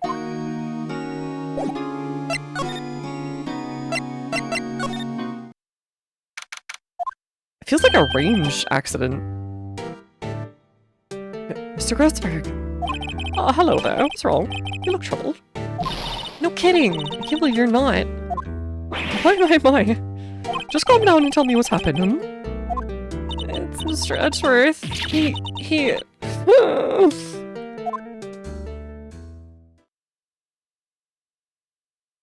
I see. So Edgeworth dreamt, he shot his own father. It's only a dream! Only a dream! I wonder... What? If that's the case, then why do you two look so troubled, hmm? Well, also consider this. Yogi quite certainly holds a deep grudge against Miles Edgeworth. So deep, he'd want to frame him for murder. This leads me to surmise that Mr. Edgeworth's dream was not a dream, it was real. As you imagined, Miles Edgeworth threw the pistol to save his father. The pistol fired, the deed was done. That would be self-defense then. No, I don't believe it. Yogi was suspected of murder, and his career as bailiff was irrevocably wrecked. Yeah, okay, so kind of what I thought. Thus, he sought revenge on Miles Edgeworth. This was his last chance. Of course, with the statute of limitations so close. Gregory Edgeworth. We know about Edgeworth's father. He was an defense attorney without peer. It sounds trite, but it's true. Well, he may not have had one peer, now that I think about it. A mentor, Mia Fey. Is she alive at the same time? Or practicing at the same time? She seems a bit young for that. My sister? Gregory Edgeworth was very disapproving of Mr. Von Comma's techniques. It's no surprise. Von Comma is an extreme man. Forged testimonies and evidence are nothing to him. The result, he has a perfect win record. To beat him, Gregory Edgeworth tried to call attention to his methods. And he lost, and died in despair, as it were. I see. When Gregory Edgeworth was killed, the police called the spirit. Wait, what if Von Karma killed him to keep him off his back? Literally just... Well, no, because he wasn't at the trial. What if he engineered it, and that's why? So he masterminded both killings. That would be very funny. That was your mother, Misty Faye. Yeah, the medium that they got for DL6. I am Gregory Edgeworth. I have been killed. The one who shot me was the bailiff, Yanni Yogi. Yet Yogi was found innocent. That's when Mother left us. Everyone called her a fraud. Yeah, and she just disappeared. That's right, everyone thought she was, you see. Yet, now that I think about it, it seemed that the one who lied was Gregory Edgeworth's ghost. Oh, maybe to keep it off of his son. Yeah, Edgeworth must have known who shot him. I don't believe it. So you're saying he falsified his own testimony? Edgeworth's dad lied to protect his son? It's only a possibility, mind you. But a possibility nonetheless. Okay. Oh ho! So there's the letter. It does seem that Yogi was following this letter, and he killed Hammond. But why kill Robert Hammond? Hammond was a skilled defense attorney.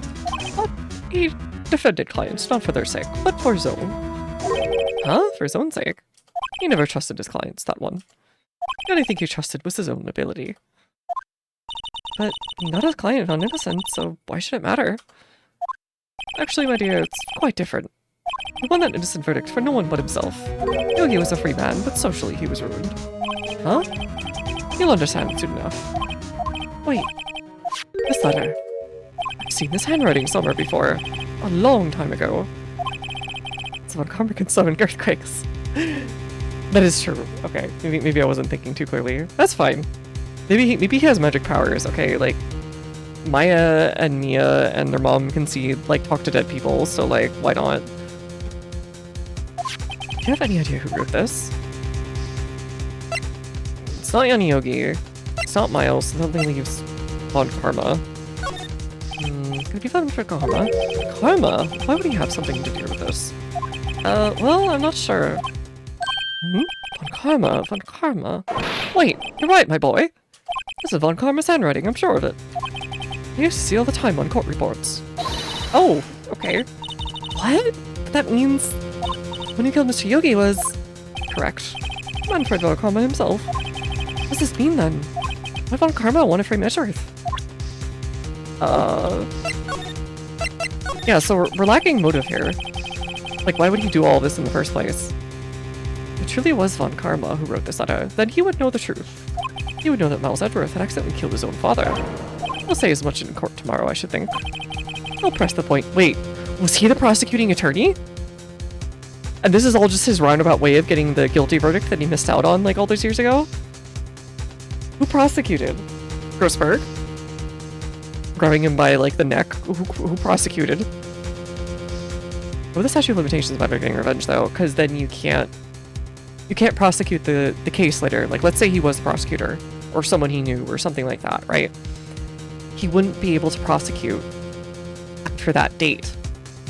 You can't go back for judicial review. That's how it works in North America anyways. I don't know about Japan.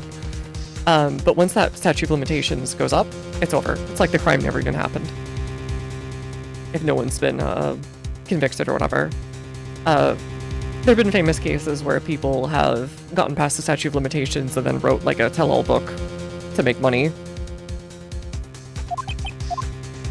But how could Farkoma know about Edgeworth's past like that? Even Edgeworth just thought that was a nightmare. That I do not know. I do not find Farkoma is both persistent and a perfectionist. He was digging through all the files. He might have been... Okay, so the possibility, I think, is that he was the prosecutor on that case. And when he lost it, he just went ballistic. And that's how he ended up this way.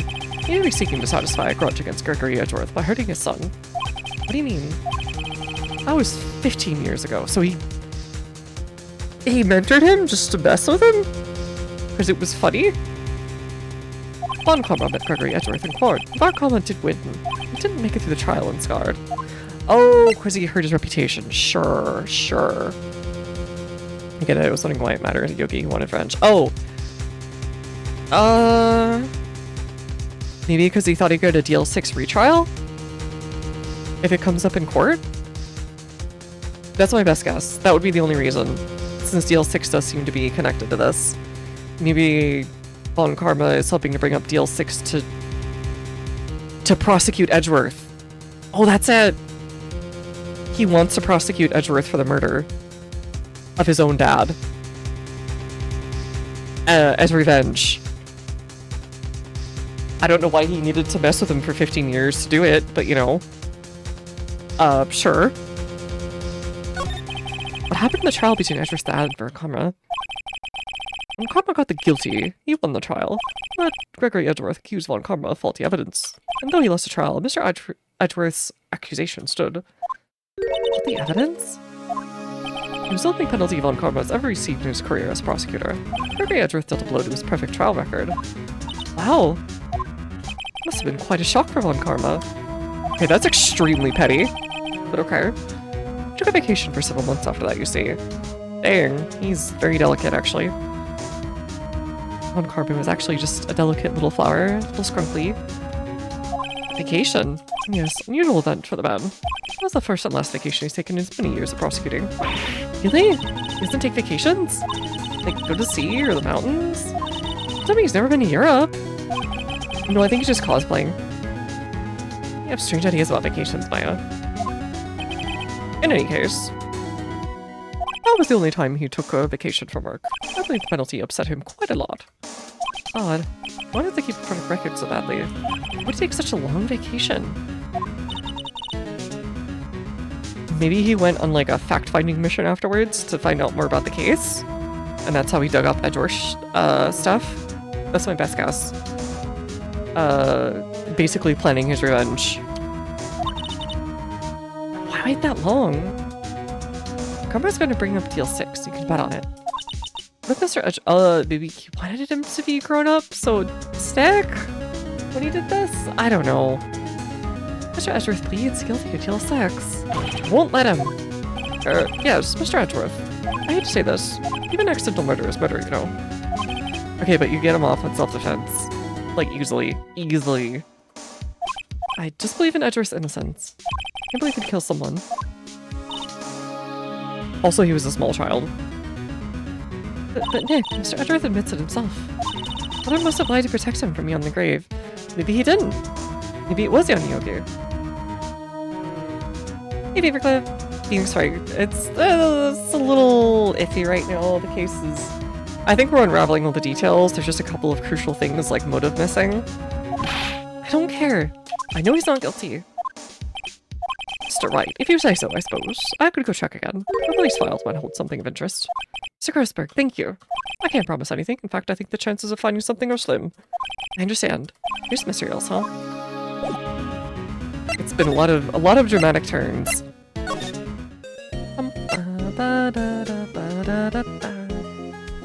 love this theme.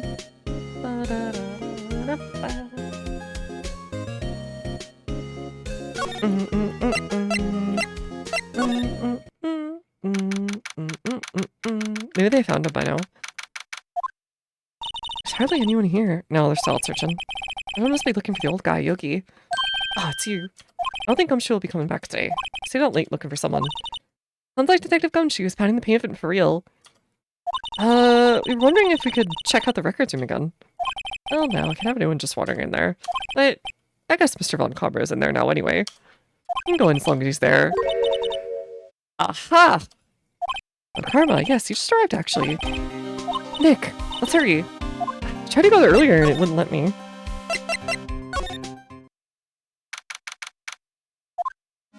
Dusty as always. Only just here yesterday. I'm sure they haven't had time to clean. What's wrong, Nick? Nothing. I'm just noticing he isn't here. On Karma. Oh, is he hiding behind one of the stacks like a weirdo? Were you opening one of these drawers and being like, ah, I found what I need. Oh god, it's him. I don't want this to be awkward. I'm gonna hide. That would be so dumb. One of the drawer stairs is open. I must have been looking at it recently. The label says unsolved cases, evidence. Unsolved cases? Nick! The file for deal 6, it's completely empty. What? Did he steal it? What are you doing in here? Oh god, front-facing Von Karma is a problem. Von Karma? You? How do you know my name? Huh? Have we met? What are you saying? We see each other every day, don't we? How's Edgeworth's defense team? Defense team? I beg your pardon, you see, I really remember defense attorneys.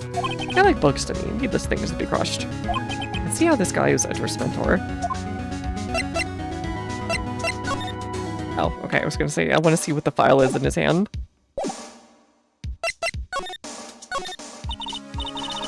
I have a feeling I can show him that letter. But I have a feeling it's a bad idea. I wish I could jump him and take those files. Mr. Edgeworth is your student, right? A romanticist. You're still kind of shared that veneer of amateurism, just like his father, always second rate. Mr. Von Karma, you had an axe to grind Mr. Gregory Edgeworth, didn't you? Me? A grudge against a mere defense attorney? Why? Because he built a bloody or otherwise perfect trial record. So you did. So you did, but I don't get what it is. Why'd you take his son under your wing afterwards? Son of your most bitter rival. That, my dear attorney, is none of your business. Tomorrow will be the last day of this trial. It's been a while since I've had a defense attorney last this long. Still, you will lose in the end. Miles Edgeworth will admit his own guilt. His guilt of 15 years ago, you mean? You're quite the researcher. You've done your homework, so... Well, then certainly you must understand. You know what Miles Edgeworth will tell the court tomorrow. You're right. Von Karma is going to bring up Deal 6. Okay, buddy. Let's do the stupid thing. Because I have a feeling this is how we're gonna... Ooh, the guy prosecutor will give you information. Creep. It has to be this one. Alright. This is stupid. Let's do it. Mr. Von Karma, have a look at this. This was you, wasn't it? Instructing Ani Yogi to commit a murder.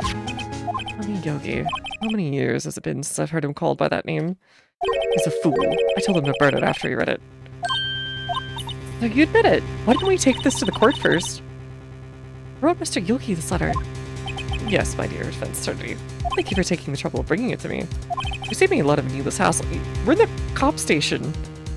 Do you really think you're gonna, like, take this?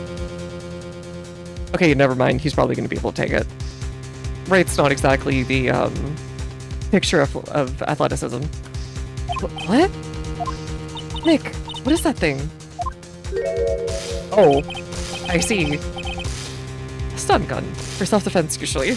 Indeed. 600,000 volts course through your body like a dog touching an electric fence. 600,000? Oh, don't worry. People don't die from it, usually. Now give me the letter. No. No! Whoa, what are you... Nick, run! Oh, Hiya! Now leg sweep him. Out of my way. You had a perfect opportunity to leg sweep this boy. and then dropkick him. Come on, right? Oh, he got us. Letter's gone, of course. He took the DLC 6 evidence, all of it. Just having no clues. Wait, I jumped first. Maya, is she okay? Maya.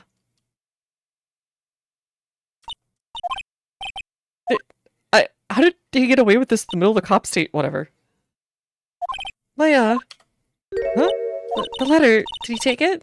Huh? Oh, yeah. Are you okay? I couldn't stop him. I jumped as fast as I could, but one shot from the thing knocked me out cold. Maya, it's a taser. You're like 17. Don't worry about it. I'm useless. I'm not good as a lawyer or a medium. I can't even call my sister. Not even now when we need her the most. She hadn't woken up at all. Dear Lord, Maya. There has to be some way I can help her. Do something about her self-confidence first. Maya, she's holding something. Oh, it's the bullet! Give him the heart of Gregory Edgeworth. Remember I was holding this when Maya jumped in. Is he gonna match up to the gun? It was definitely not useless. I'll prove it to you in court tomorrow. To be continued.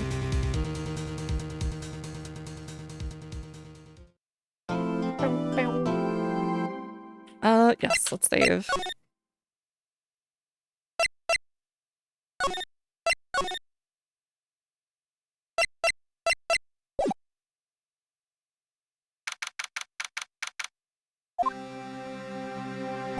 This is it, Judgment Day. Okay, things are gonna get settled at last. A lot of things. What? Ah! Big idea! Sorry, Nick. Only touched your shoulder. I guess the shock hasn't worn off from my run-in. Anyway, today's the last day of the trial. Good luck, Nick. Yeah, thanks, Maya. Dorothy's looking glum as always. Fun Karma hasn't pushed him too hard. What are you doing? Sorry, I'm sorry. I just thought I'd cheer you up with a pat on the back. Maya, maybe you should go outside and discharge. Right, good idea. Try not to electrocute anyone on your way out. Ooh, yeah, pal. Gumshoe? What's gone into that girl? Detective Gumshoe! Morning, Mr. Edgeworth? Good morning. How'd it go, Detective? Have no fear, as promised. I captured a runaway detective. I fell asleep and seemed you went into even darker depths of space. While I was out, I did. And then we came back into a long marker illusion where we are a defense attorney in Los Angeles. I just brought him in. Took all night, pal. Thanks, Detective Gumshoe. You must be tired. Actually, I feel a shock. I got on the way in. I feel pretty good. He says he's forgotten his own name. That has to be a lie. Why do you want revenge on Edgeworth? He couldn't remember his past. He was going to gain and return negative charge. Yes, yes. They're actually electrical shamans? He does remember, and I'm going to prove it. Hey, Fionn! How's it going?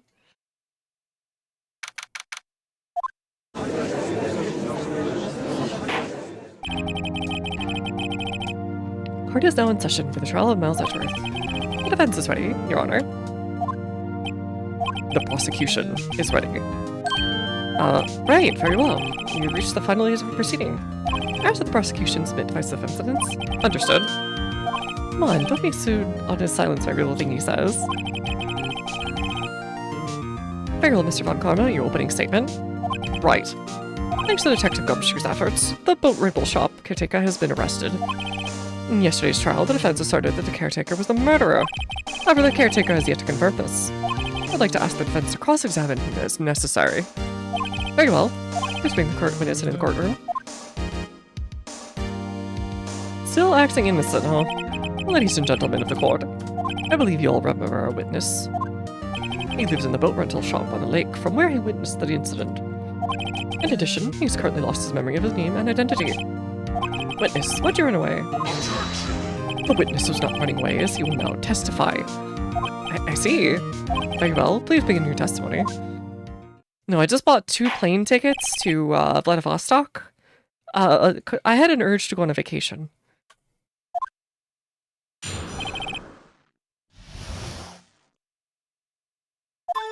I'm really sorry about leaving yesterday like I did. I wasn't run away or nothing.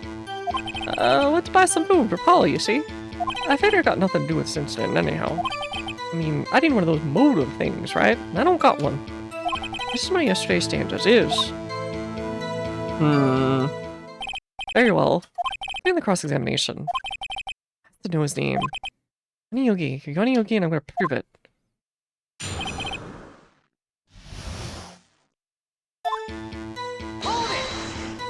I call what you did running away, not just leaving. Objection! You heard Larry's testimony and realized you were in danger. Now, Mr. Wright, there's no need to rush to conclusions. As I said, the witness was not running away. Listen to the testimony. She just seems relaxed. Probably because he stole all the evidence. If they both do. But I wasn't running away or nothing. Why did you leave? Just about to say why. It's just so hard for you to be quietly listen when someone is talking. Yes, actually. Is that Clyde? I swear to be guilty in 3 minutes. There's some food for Polly, you see. Food? Polly's a bit of a gourmand, you see.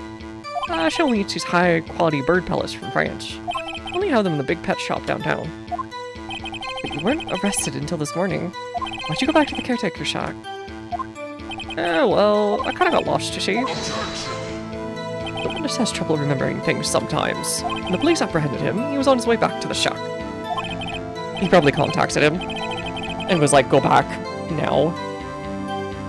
I see, so he's lost. Please, Your Honor, come to your senses. I figured I got nothing to do with this incident. You've lost much of your memory, is that correct?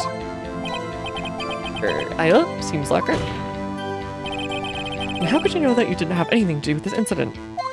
Or, I think you're lying about not having your memory, Know exactly who you are. The witness has testified quite clearly that he has no memory of who he is. You claim he's lying, then show the proof. It's proof when he's going on an old codger's head. That's impossible. Untrue? Actually, wait. So, he left important notes with Polly. She was like a living sticky note thing, right? And she had the code, which led to the letter. Okay, well, we don't have the letter anymore, so we can't use that. But it does show that he was using her. And we also got the thing of, remember the important thing, DL6, right? Here, witness, please continue. Those motive things, right? How do you say you had no motive? I say you do. You had a grudge against Edgeworth and the victim, Robert Hammond. That's why you took revenge on them, right? Please don't make me repeat myself, Mr. Wright. The witness has no memory of anything beyond several years ago. You can't hold a grudge. It's impossible. Just lying. Why is this going to say the same thing over and over? Might I say something, Mr. Wright? Yes, Your Honor? I'm saying the same thing now over and over. When the witness's memory of past or lack thereof into question. Does this really have to do with anything in the current case? Of course, Your Honor. The witness has said that he has nothing to do with this case and no motive. Both of these statements are lies. Order, Mr. Wright. This is a serious problem with your claim, or are you saying... You're saying you know who this witness is? Of course, Your Honor.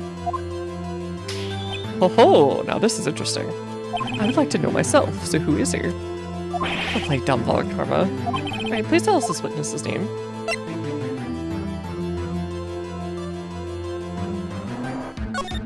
His name is Young Yogi, a former court bailiff.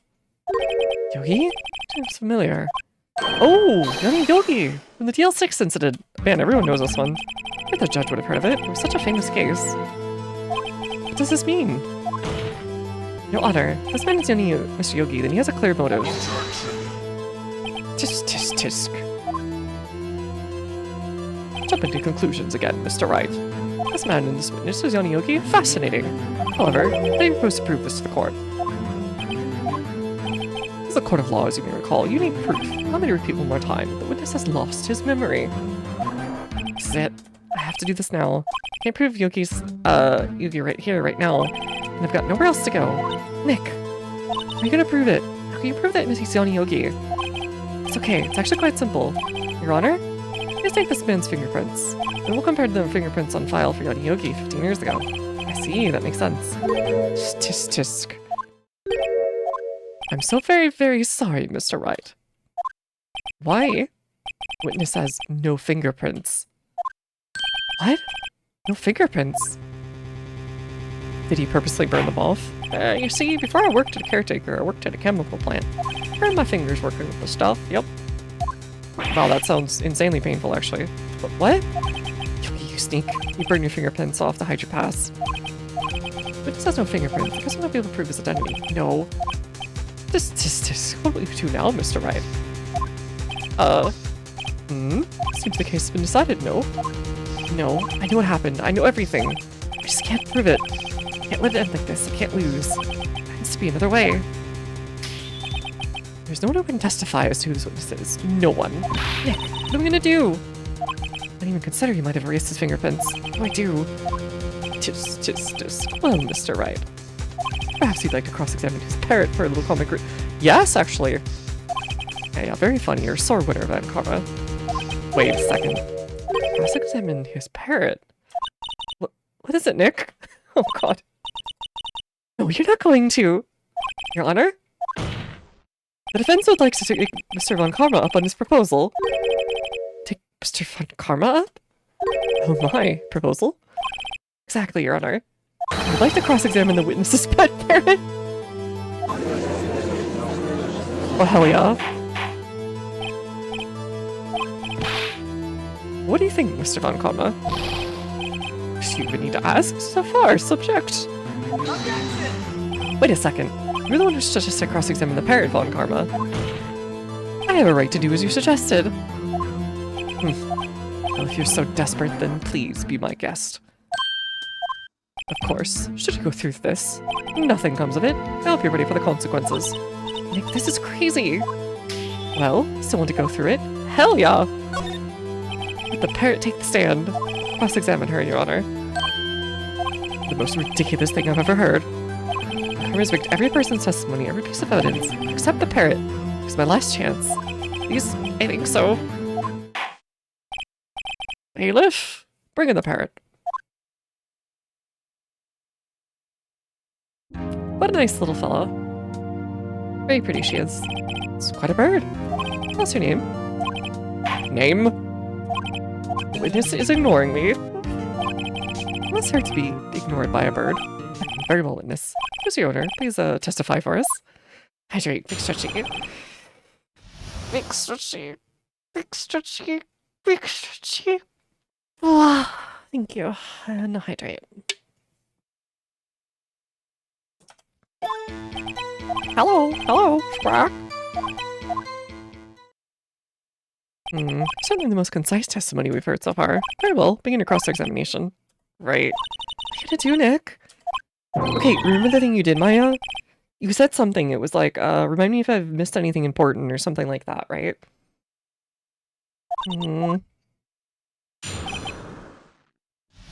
Charge bird with misconduct, that'll show. I charge you with contempt of court. There are no crockies where you're going. Witness, you can't just say hello and expect us to get anywhere. I want you to testify. Why don't you talk to her? Right, what did I say? Have you forgotten something? That was it. 2 days ago. Yeah, that was it. Polly, have we forgotten something? Squawk! We've got the deal 6, squawk! Yeah, that's how we figured it out. I'll probably just say that here. I'll prove something. Caretaker had something to do with deal 6. Polly, have you forgotten something? Hello. Wait, did Von Karma get to the parrot? That's not what you're supposed to say. Forgot something. We forgot. Uh-oh. Not working, Nick. She won't say it. She say it. Something the matter, Mr. Oh god, he actually messed with the parrot. Wait, don't tell me Von Karma expected this. He could have retrained the parrot, could he? Try not to respond even when we asked if we've forgotten anything?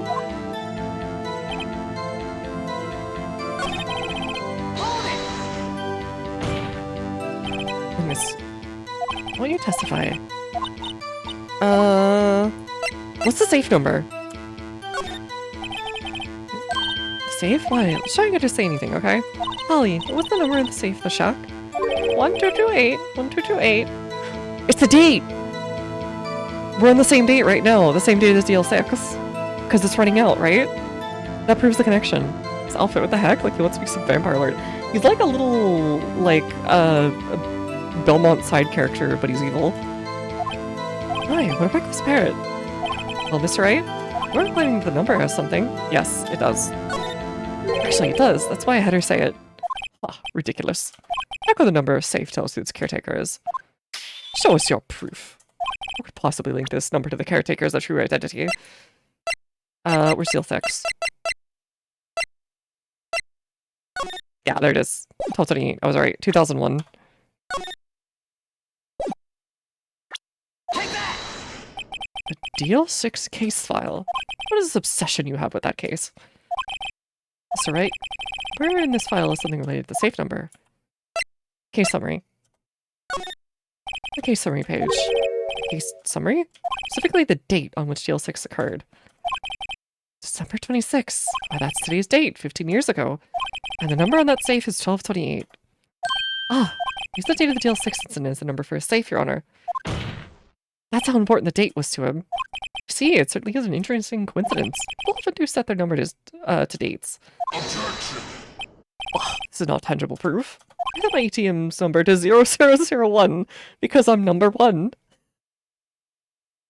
Okay. I'm going like, hey, so what's your ATM card's number, by the way? Like, the one that's on the front? Do you have any funny numbers on the back, maybe? It has nothing to do with the date. Indeed. Loan is a little weak for evidence in a murder trial. We would need some other corroborating evidence. Where to find that? Nick, reading closer. Use some one more piece of evidence. Right, but what? They continue. Okay, so all these were correct, technically. In their own way.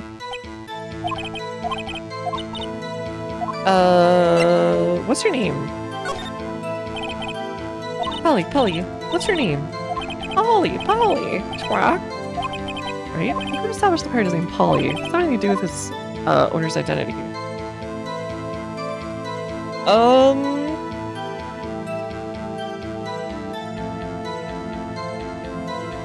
Wait. No, that wasn't the Fae's mother. Not Yoni Yogi. Does it? Maybe it does actually. Hold on. Let me check our evidence. Ha, fascinating. Claim the parrot's owner will prove the owner's identity. Show us this proof. You think you're taking it bluffing a little too far? Listen, we're not here to answer the question of who's the caretaker. We're here to prove that he's Yoni Yogi. To his tie the name Polly Yogi. Parrots as revealed in not Misty Fae.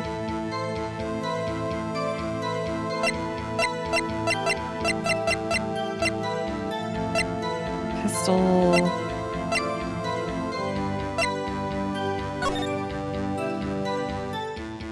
Curry Edgeworth. Yoni Yogi. Fiance Polly Jenkins committed suicide. Oh god, okay. I did read that part earlier, or I didn't remember it at least. Okay, sure. And that's in court bailiff suspect data.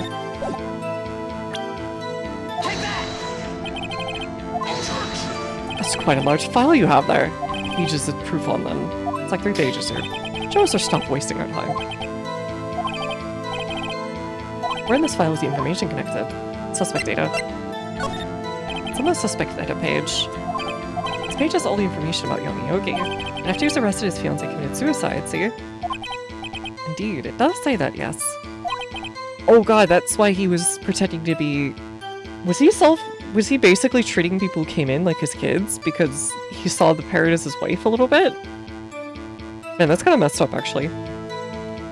Polly Jenkins. Polly! Exactly, Your Honor. When did you remember the name of his fiancée who committed suicide? That's part of his motivation, then. Yeah. Why named his parrot after her? I didn't even notice that. I guess that's possible. Mere coincidence, that's all. My granddaughter has a dog she calls Phoenix. Well, Mr. Phoenix, right? Doesn't make you my granddaughter's fiancé. She's only 7 years old. That's enough. I think we reached a conclusion here. It's a mere coincidence, that's all. True, that is a possibility. However, 2 coincidences at the same time does seem more like a pattern. What are you trying to say? Summon the caretaker at the boat shop immediately. Witness? What's your name? Wait, this witness, he doesn't remember. No, it's okay. Ah, so it was an act. I've accomplished what I wanted to. I'm done. Nick, he looks totally different. It's the real Yogi, I think. Finally. Acting feeble to hide his true identity. Acting for 15 years. Well, let me ask you again. Please state your name to the court. My name is Yanni Yogi. 15 years ago, I served as a bailiff in this very court. With the judge being this old, he probably would have had him on set cases, so it makes more sense that he would have remembered him. Yanni Yogi, so it was you who killed Robert Hammond. Tried to frame Miles Edgeworth?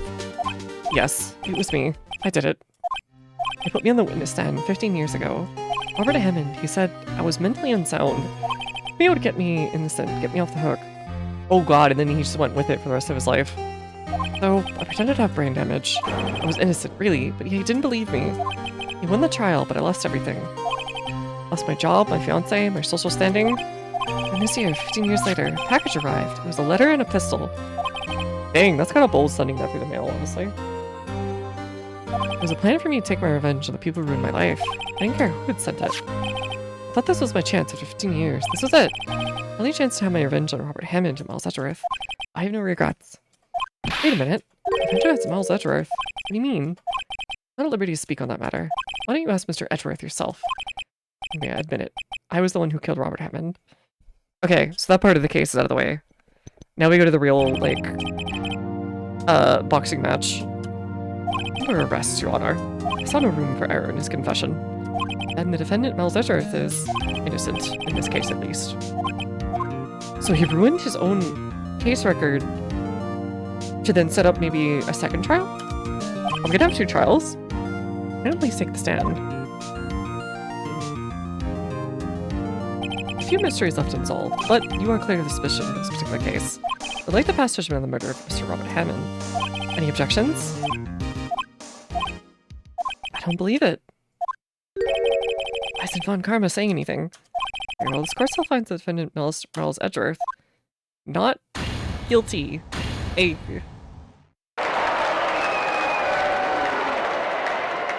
Okay, so when's Von Karma gonna pull his move? That is all. This court is adjourned.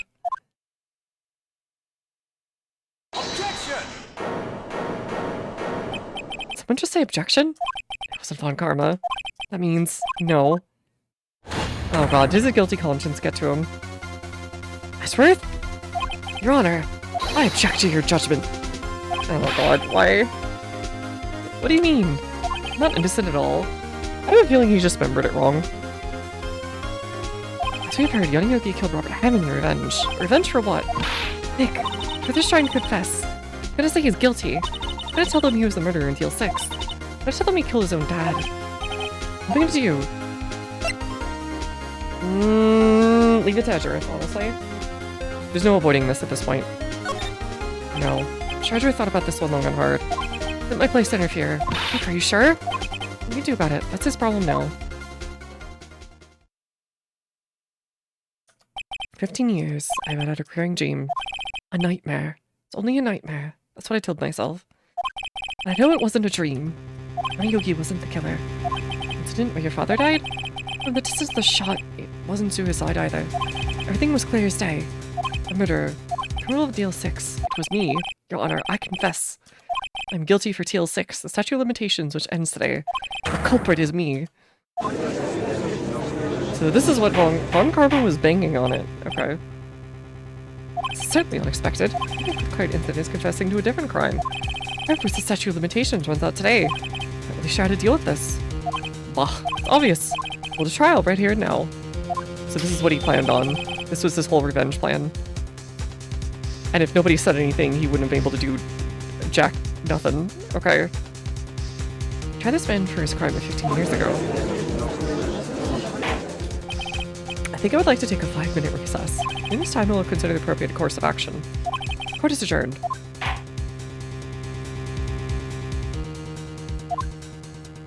I'm sorry, right? I just wasted all of your effort. Mr. Edgeworth, I just don't believe it, sir. I mean, you killed your dad? I didn't want to believe it myself, detective. But it's the truth. I deserve to be punished. Murder is murder, no matter the circumstances. I have a feeling his memory is just messed up. This is crazy, just crazy. Nick? What are you doing? Huh? Oh, I was just reading through the court record once more. Getting my case ready. Case? For what? Huh? Is it obvious? I'm gonna prove Miles Edgeworth is innocent. What are you talking about, pal? You just admitted to it. He confessed that he did it in court. Yeah, let's see that cross-examination, nerd. I'm sorry, Edgeworth. I don't believe you're a nightmare. What? It's just a dream, not real. Truth is right here in this court record. In any case, tighten your belts. The real fight is just beginning. Prove you're innocent, trust me. Right.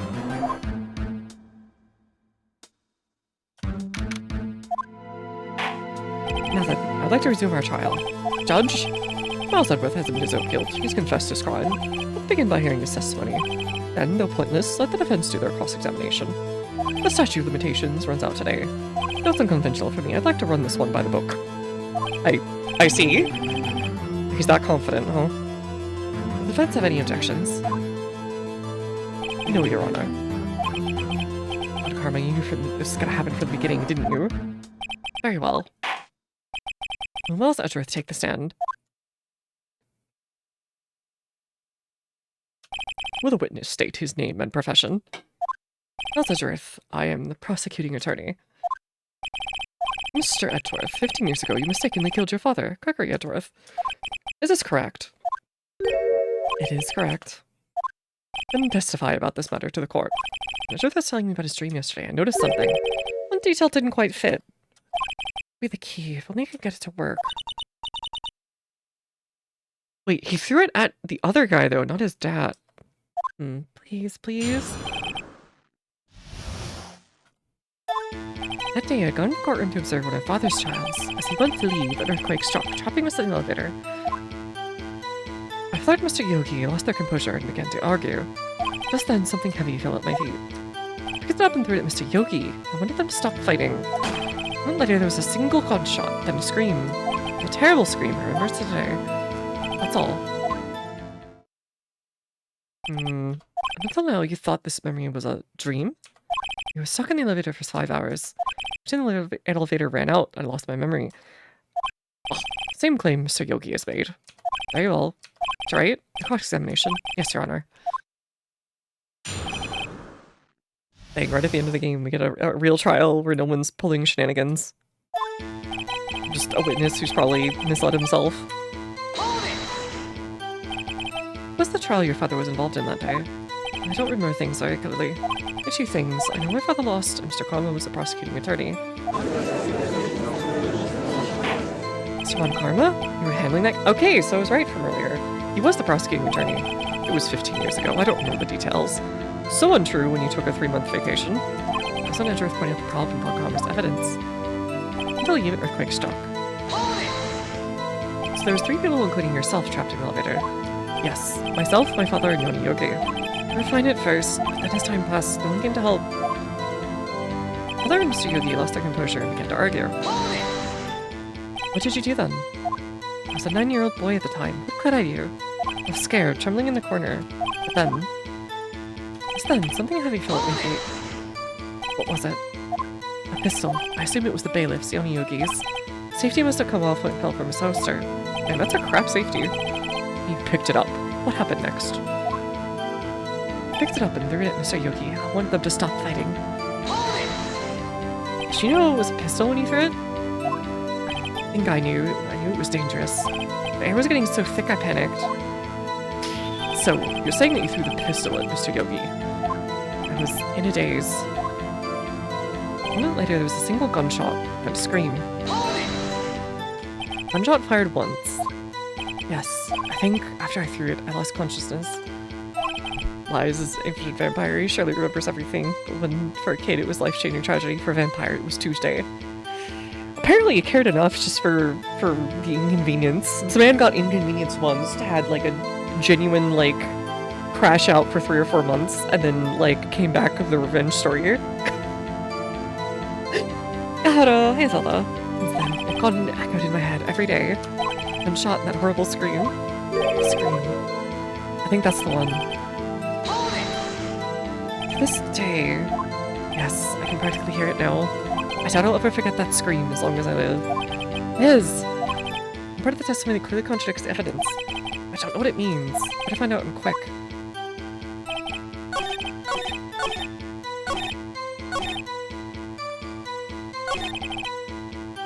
Okay, so... let me check. A bullet found in the heart. Murder was fired twice. Oh! Victim data. Okay. And we have the bullet that hit Lind in the heart, right? I don't think he would have been screaming. No? Okay. Maybe that's too early. Well, that's the only time I've screwed it up, though, in this case.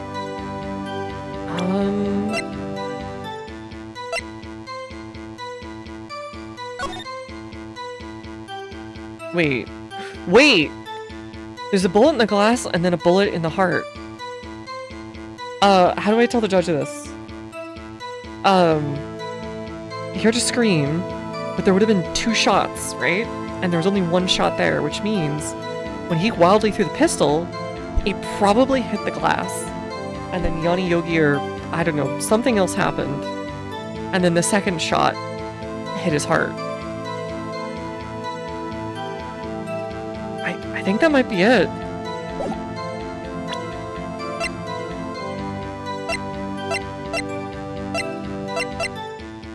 Okay, how do I show that though?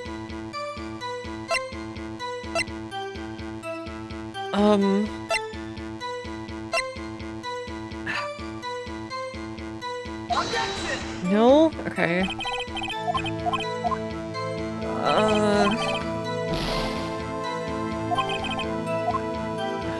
Dang it!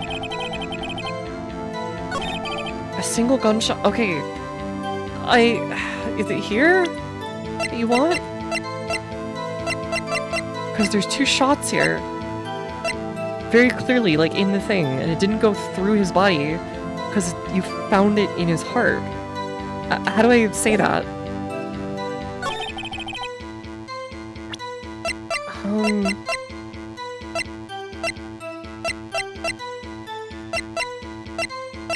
So is it the photograph?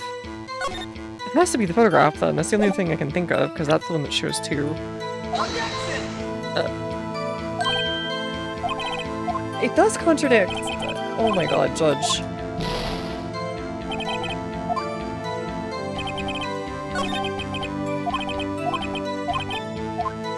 Okay. Just in case I do a silly. This is the first time where I've, like, struggled to get the piece of evidence that it wants.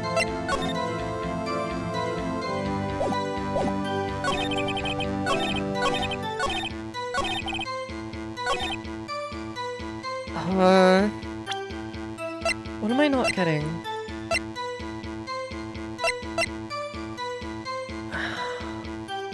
Search check.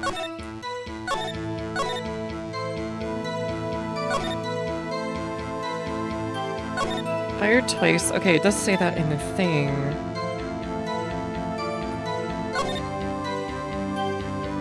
No clues found on the scene. Actually, yourself, you are wrong. I guess.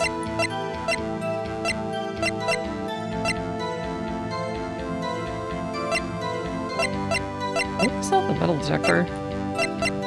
Oh god, are we gonna have to like go to the elevator and there's gonna be a second bullet somewhere? There it is, Judge. You missed one.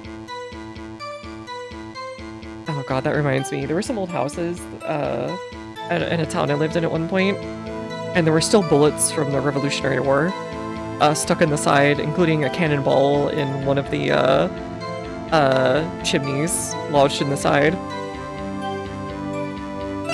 People would find them when they were like doing renovations.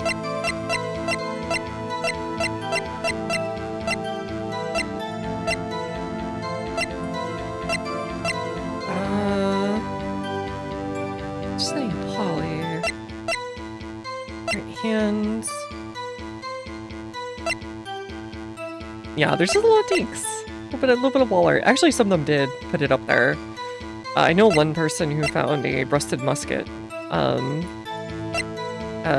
like the old root cellar, and it was like half buried. Um, and, that kind of thing.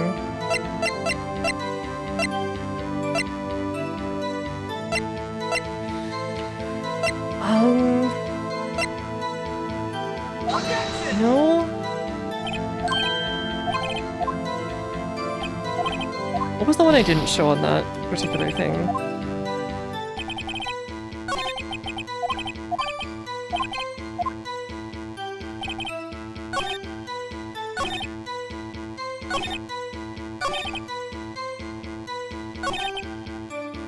Yeah, single gunshot. You'd think it would be the 2 gunshots thing, right?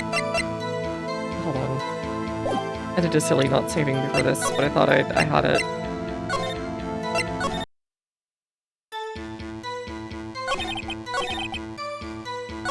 Maybe it's this statement?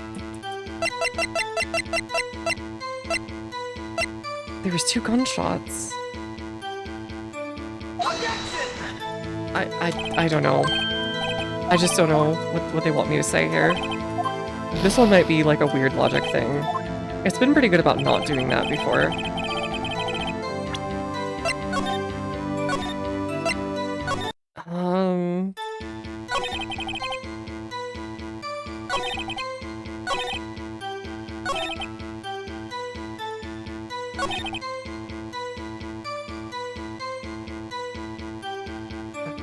Same pistol, but that's not a contradiction, per se. Or at least I don't know how it is. Get to this day.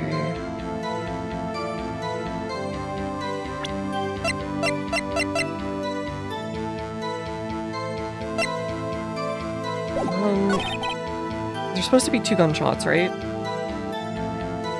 So, where's the other one? That's a contradiction. I don't know what it wants here. This is genuinely like a head scratcher or whatever. It's not this one. Oh, I just did it on the wrong one. Okay, sure. It's only 1 gunshot. Okay, I just did it on the wrong thing. Okay, whatever. Whatever. I heard the shot and scream, then everything faded. Plunge us into the rescuers game. Okay. Okay, that's on me, I guess. No, Your Honor, unfortunately don't. Take a look at this. This is a photograph of the scene of the crime 15 years ago. In it lies a clear contradiction to Mr. Edgeworth's testimony. I can see the victim, Gregory Edgeworth, lying there. You mean a contradiction? I thought the judge is clueless as always. He's randomly, like, has a brain sometimes. Nope.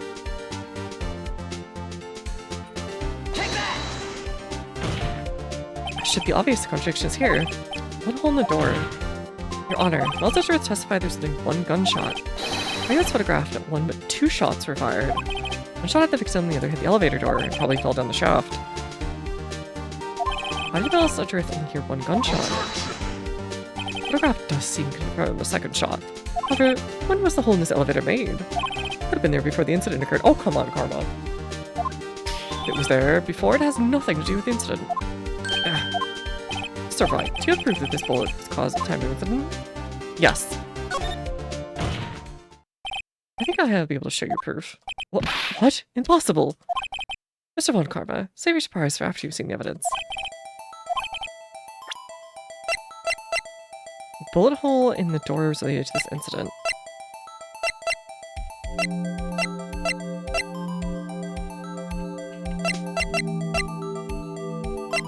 I would think it would be this one, because that's the one that actually says it does it twice. And not this one yet. Still bears clear ballistic markings. Files on the DL6 incident, enter check. On heart, the murder weapon was fired twice. So you'd think it would be in victim data, right? Did you start Phoenix Wright today? Hey, Red Fox. No, I started it like last week? A little bit, I think a week and a half ago, something like that. Or I think we're finishing the 2nd to last case in the game. Oh, I think it's the last case in the original game. And then the DS re-release has 1 more case that's in this. My brain says it should be this to say, hey, there's two. And then he can be like, well, you know, maybe perhaps it was just the one thing and it hit the glass and him. But then you can go like this.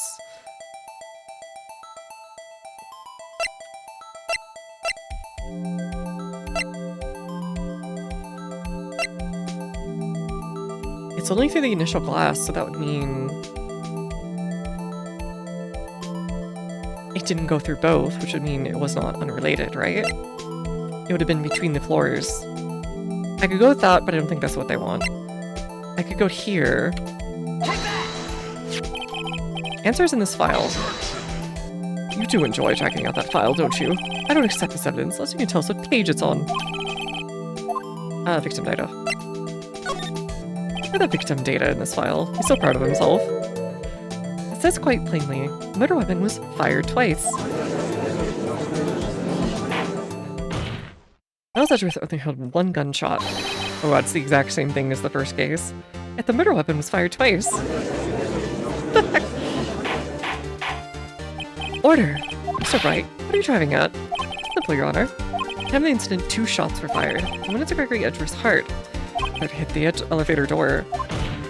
Remember that the defendant lost consciousness after the shot he fired rang out. In conclusion, most agree that the second shot was fired by someone else. Mr. Wright, who else could that someone be? Karma's only tricks, FML. The murderer, of course. I knew I should have stepped in before your wild fantasies got out of hand. 2 shots of vodka. Shots, shots, shots, shots, shots. Mr. Wright, that's a little inappropriate right now. Oh, sorry. Look once more at the DL6 incident case file. Look closely. Try the case summary page. Look what is written there. Not a single clue was found on the scene. This had indeed been fired 2 times. The other bullet would have been discovered on the scene. Unless it either hit the shaft or hit someone else. Wait, did Yoni Yogi ever get shot? The second bullet has never been found. Why? Because the second bullet did not exist. Both that claimed Gregory Edgeworth's life was the one fired by his own son. It's the truth of the matter. The whole truth. It's undoubtedly something else that made that bullet. No. Bird office thing. Oh, thank you for the raid. I'm in the second last case of Phoenix Wright. Welcome, Barry Plays. Give me a shout out. Oh, oops. Hopefully you had a good stream. Oh, oops. And let me go ahead and hopefully it actually works. It's been really uncooperative lately. Okay, it's just gonna be uncooperative. Whatever. We'll use the other feature. Hey readers! In this case, it's a doozy. Oh no, yeah, definitely. Were you just playing Phoenix Wright? Well, in any case, welcome. If you need to raid run, of course, go right ahead. Otherwise, welcome. I'm not your me. Welcome, YouTuber. And yeah, I'm having a great time with it. I think it's like the second to last one in this game, and it's living up to it. I'm really enjoying it so far, and the game's great, and I'll definitely be playing the rest of the games in the trilogy after this one. I'm excited. I'll probably space the other 2 games out a little bit. But yeah, I think you're going to first go right ahead. Otherwise, make yourself at home. Glad to have y'all. Hopefully y'all had a great stream. I play lots of like RPGs, adventure games, and so on. Some city builders, fighting games, and so on and so forth. We just finished Dead Space earlier, the remake. And yeah, now we're playing more of Ace Attorney. And we also do weekly, just kind of like chat me up streams and funny streams on Monday afternoons, usually APST. Yeah, welcome. Probably something else that made that bullet hole in the door. Okay, so... Order, I will have order. Mr. Wright has proven one thing to us quite clearly. The murder weapon was fired twice at the time of the incident. However, Mr. Von Karma says the second bullet fired was not found. Nothing likely the police merely overlooked the second bullet. So all we have is a single bullet fired. I'm afraid I have to discount the defense's claim. Tisk, tisk, tisk. I praise the judge for his wisdom in this matter. Yaps streams equals many times doesn't mean you get distracted by silly things. It's really easy though. When I don't have a goal for a stream, I will just yap Torski for a long time and go off to random videos, then go, all right, studying for another like 10 minutes and then get off on a yap rant again. I don't believe the second bullet didn't exist. Was I wrong? What have I been wrong about this whole incident? What are you doing, Nick? Why aren't you raising an objection? Sorry, Maya. It looks like I was wrong. Nick? I wasn't there, then all my conjectures are for nothing. Okay, maybe you hit Yana Yogi, and he got it removed or something. No, because they would have, like, done the thingy. You said you'd do it, Nick. You said you'd get Edgeworth's great instant. Sorry. Just, when I saw the photograph, I thought the 2 shots had been fired. No, they definitely have. Because, okay, if it was found in his heart, it can't, right, come on, snap out of it. I'm so certain of it. I thought I'd won. I thought there was another person, someone else who killed the, fired the killing shot, but no. So I don't think it'd be that simple. This case has been unsolved for 15 years. Nick. It seems that we finally cleared up this incident. Only one bullet was found at the scene of the crime. A shot was fired by Miles Edgeworth. Precisely. I'd like to ask one thing, Miles Edgeworth. Have you been paying attention to the trial? Yes, Your Honor. Do you have any objections? No. No, I do not. You killed your father, though that was not your intention. Yes, I did. Oh no, he's accepted the guilt. No, the statute of limitations on the murder of Gregory Edgeworth runs out today. Therefore, I must pronounce the verdict of the guilty right here. Right now! Indeed. Anyone have any objections? Been here before. It's like my first day in court. So many things I know I should be saying. My mind's gone blank. I can't find the words. Mr. Wright? I have an objection. Objection! Your Honor. I object. Just. Mr. Wright, on what grounds do you object? Nick? I don't know. This case is perfect. It must exist. A second bullet. What? What did you say? Nothing. Bullet must exist? Where? Someone took it. Is it in Yangi? This waiting is not going to produce any answers from Mr. Wright. Wait, Your Honor. Okay, look, he did like the thing when you play like a Q&A game or whatever, or like a trivia game with family or like friends, where you like buzz in and then you kind of go, and then say it. Maybe not the best to do during the trivia game, and maybe you should bully him a little bit if he does that. But in court, you know, buy your time. Oh, whoops. Back. The second bullet, it existed. I've just heard proof that it did not exist. I realize that, Your Honor. I'm grasping here. It's just, someone took it from the scene of the crime. That's what happened. But who? The murderer. Murderer? Then tell us, who's this murderer? I'm still thinking about that one. I took the second bullet, but why? First of all, how would they have found it? It's not easy to find a stray bullet, Mr. Wright. Or is there some pressing need for the murderer to search for that bullet?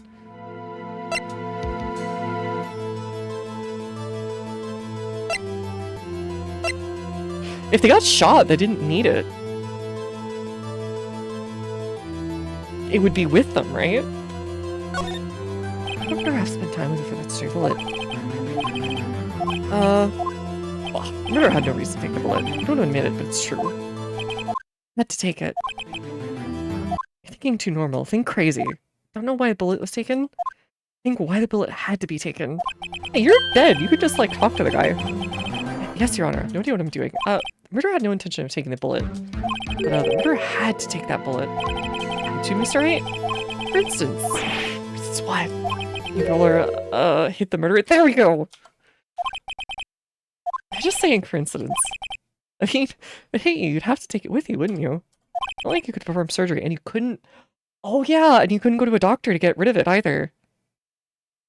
Maybe you could go to like a back alley doctor later, but you'd have to have it with you for at least some amount of time. You know like how certain war veterans or whatever, they'll have like a piece of shrapnel that's stuck too far in and they can't get it out?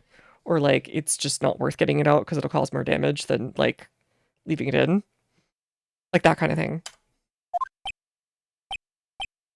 Wait a second. I'm just talking off the top of my head, but what if that's what really happened?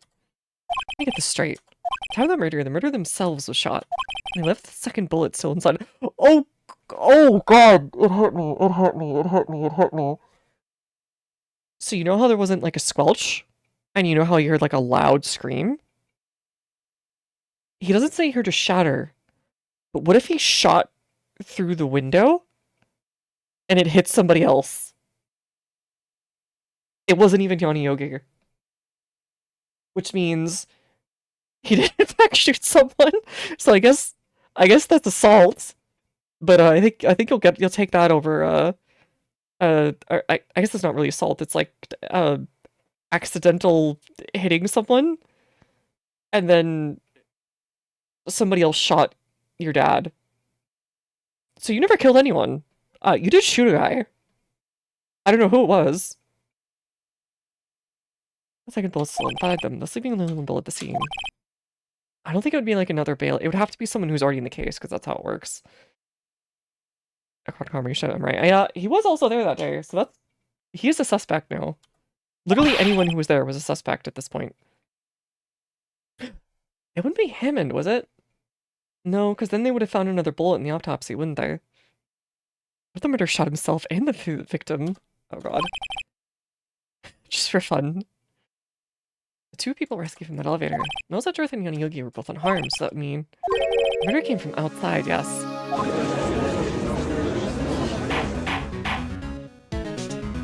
Hate you? Dang, you're the murderer?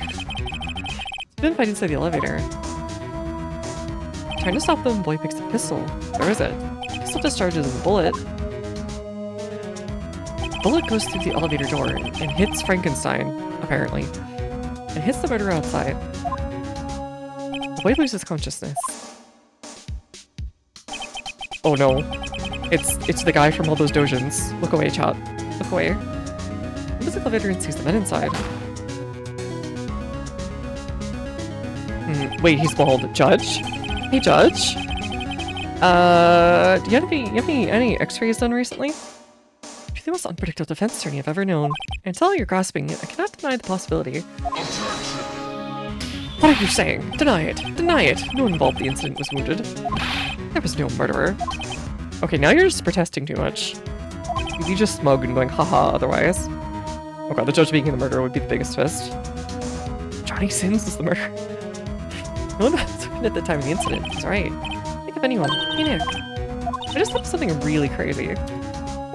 Oh, you are very good for that, Maya. Crazy. Remember what Mr. Grossberger said yesterday? My free Edgeworth felt a blow to his perfect trial record. Wow. Wow. Must have been quite a shock for Von Karma. He took a vacation for several months after that, you see. Oh god, it wasn't because he had a crash out. He got shot. It was Von Karma. He got shot and he had to recover, where no one could see him. Oh god. Okay. Okay. Okay. Yeah, Mia was right. Think crazy. What was the first and last vacation he's taken? Think about it. It's literally the only reason he would take a vacation. What if Von Karma didn't take that vacation because of shock? He took it because he was injured. It should mean... It only mean one thing. Who's the murderer? He was the man who shot Gregory Edgeworth. Why does every murderer ever have to put themselves in jeopardy like this? Why can't they just let the trial play out? The guy gets innocent, nobody finds out who did it, it's fine, you get away with it, right? But no, they have to do this thing. Seems something wrong, Mr. A. You seem dazed. No, Your Honor. Well, you have an indicated possibility that the murder came from outside. What's the name of your suspect? Uh-oh, should I come out and say it now?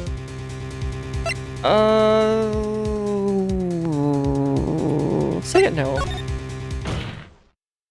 There's a suspect. One lone suspect. Very well, Mr. Wright. Who's your suspect? My hands are shaking. On Karma. Karma? Ooh, he's into it. How's the case going, Lee? Sounds like you're unraveling. Hey, Jay! Yeah. I think I finally figured out the last twist. It's so much more fun to fly close to the sun, the judge. The judge's head, when he, like, he polishes it, is just like the sun. It's... all those, like, LED lights are, like, illuminating off of him. If what's-his-face, the Astoria, the Knight of Astoria guy from Dark Souls was here, he'd be praising his head. If you're wrong, it's the judge. The Von Karma? The prosecutor? The one sitting over there? Bah. You don't object? I see no need. Why honor this ridiculous outburst with my objection? Unraveling almost such story levels of unraveling. God, there are so many layers here. Shrek would be proud. I took a vacation for several months starting the day after the incident. You pride yourself on a perfect record. Why'd you take such a long vacation without any reason? Yeah, everyone in the courtroom right now. So you're claiming that I took a vacation to heal my injury? Fascinating. Prove it. I would have needed surgery, no? I wanted with a knife. You didn't. Bring the doctor to operate on me. Have me testify. It's still in there, like an old war wound. Nick, let's find out who this doctor is. It's no use. Ashworth? I know Von Karma, perhaps too well. It's perfect. He wouldn't leave clues. You sure about that? Are you sure about that? If I didn't undergo surgery, then it's still there! That's a clue! Edgeworth! Leave the doctor as a witness. Is that perfect? Von Karma pulled the witness out of itself. That's insane! Well, you wouldn't have. You just pull bullets out of yourself. I guess you could. It would be really hard. Wait, what does that mean? Well, it has to be somewhere, but where? Is he gonna realize? Tisk. Well, Mr. Wright, can you produce evidence? There's only one possibility left. Right, Von Karma, prove it. I'm gonna use evidence. I know how you like it so much. What? I just realized we had this for a reason still. I asked this literally just like 15 minutes ago, like, why do we still have this thing? Perfect. You wouldn't risk surgery leaving the evidence trial. So I ask, where's the bullet now? I think it's unlikely Von Karma performed surgery. You don't mean? He's pulling his bullet out! There's the possibility the bullet's still inside Von Karma. Is that even possible for all these years? Man, they updated all these other trials. This is like a perfect ending for the original game. There's only one way to find out. Use this metal detector. I really want to do an MRI. It would be funny, but he wouldn't allow it. He would just admit it at that point. Mr. Carmet, I'm gonna run this over you and see what you find. Oh, that's why he keeps holding his shoulder. I refuse. You refuse? Refusing this means acknowledge that the bullet is inside you. There's no court security about it too, anyways. Excuse me while I whip this out. Your Honor, the defense request would be allowed to use the metal detector. Judge, I call for suspension. This is an invasion of privacy. Statute of limitations runs out of this case today. It was you who said we had to end it right here, right now. Ugh. Enough. I permit the use of the metal detector. On Karma, you will submit. Nick, what does this mean? I don't know. We have to give it a shot. He's gonna dodge like he's in the Matrix. Hey, who left their macaroni and cheese in the microwave? Can you come get it? Reacted. Something's right inside his shoulder. Bullet. No, it's scientific, see? Metal detector find metal. As long as the sensitivity is high enough. So Von Karma? You. It was you!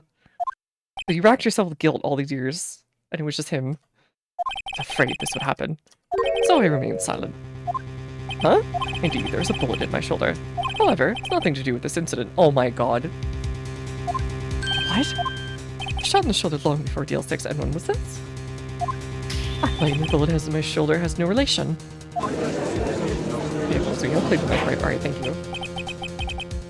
But, it tends to explode things in there, so you gotta be careful. It's like that one Half-Life 1, where Gordon explodes the tuna casserole or whatever. Gordon, you lousy motherfucker. Mr. Karma, can you prove that? Prove? I don't need to. I have no obligation to prove anything. Mr. Wright must prove something here. Not I. Alright. Well, can you prove it? Well, no, he's the defense. Hey. He's defending himself. He has to prove it now, okay? This is how this works. I've had to do this whole time. Prove that it was the bullet in Von Karma's shoulder? Oh! The bullet Maya got. The bullet Maya got. I don't have any of the DL6 evidence. Get out of the records room. No proof you cannot convict me of any crime. So sorry, Mr. Wright. Ledger's case at the moment, I guess so. No, I'm the one who's sorry, Mr. Von Karma. What? You were close. One day away from freedom. You see, I have proof. You could've just let it be, dude. What? I thought you would dig your own grave, try and convict Edgeworth. I can link that bullet in your shoulder to the deal 6 incident. And here's my final proof. Take that!